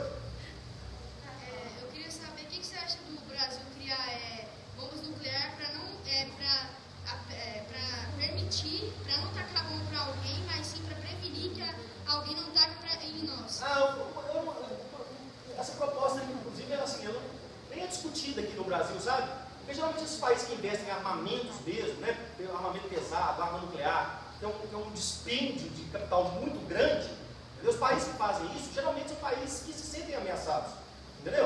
O Brasil não se sente ameaçado por ninguém, então ele não tem muito motivo para fazer isso. Você pega, por exemplo, o Índia e o Paquistão, são dois países vizinhos que os dois têm armamentos nucleares, porque os dois países são dois países que vivem em pé de guerra, tudo bem? É uma briga grande entre eles há mais de um século, já tem invasão dos dois lados há muito tempo, então esses países investem muito em armamento, né? Os Estados Unidos, que mantêm uma certa influência global, ele investe muito em arma, porque ele quer manter esse papel de superpoderoso, né? Assim como a Rússia, que entra em conflito, quer subir também nessa escala de poder. O Brasil não vislumbra isso. Não que isso no futuro não possa acontecer. Se o Brasil se torna uma potência regional, global, o que seja, e se sinta ameaçado, até ameaçado economicamente, ele pode começar a se armar cada vez mais. Entendeu? Mas isso não é o objeto hoje de crescimento, né, estrutural do país. O Brasil tem outros focos, né, que ele demanda, não tem muito problema com segurança no que diz respeito a problemas externos. Ok, gente? Mas após essa guerra da Rússia, a moeda da Rússia vai valorizar ou desvalorizar? Despencar, lógico, já despencou, né? A moeda russa despencou, ok? Mas você vai ver que o dólar também, né? Isso a coisa acaba refletindo, que é aquilo que eu te falei. Numa guerra hoje, no mundo globalizado, a derrota do seu opositor necessariamente não é um ganho para você, né? Porque apesar de você estar fazendo oposição, é um país que geralmente você mantém relações comerciais com ele, ou que ele mantém relações comerciais com o parceiro seu. Se ele está mal, o outro parceiro seu fica mal, acaba te atingindo, né? Por exemplo, se o Brasil é atingido pela guerra, todos os parceiros comerciais do Brasil acabam sendo também. Se o poder de compra, de importação do Brasil, ele diminui, o mundo acaba, pelo menos a região toda acaba sofrendo com isso. Beleza, gente? Só que tem uma coisa que é o efeito dominó, que se os Estados Unidos for atacar, aí como ele é comprador de um país, vai diminuir mais de É todos. isso aí. Justamente, entendeu? Aconteceu uma crise em 2008, vou entrar nisso agora, mas em 2008 teve a crise do sistema imobiliário americano. O poder de compra da economia dos americanos caiu demais por causa da crise. O mundo inteiro sentiu a crise, né? Ela foi se propagando, ok? Para que ela estava começando a ser contornada, veio a pandemia, né? Foram mais de 10 anos de recuperação econômica global. Beleza, gente? Deu para ficar assim, mais ou menos? Senão a gente ia falar disso muito aqui ainda, né? O tempo já está escasso já. Obrigado, gente.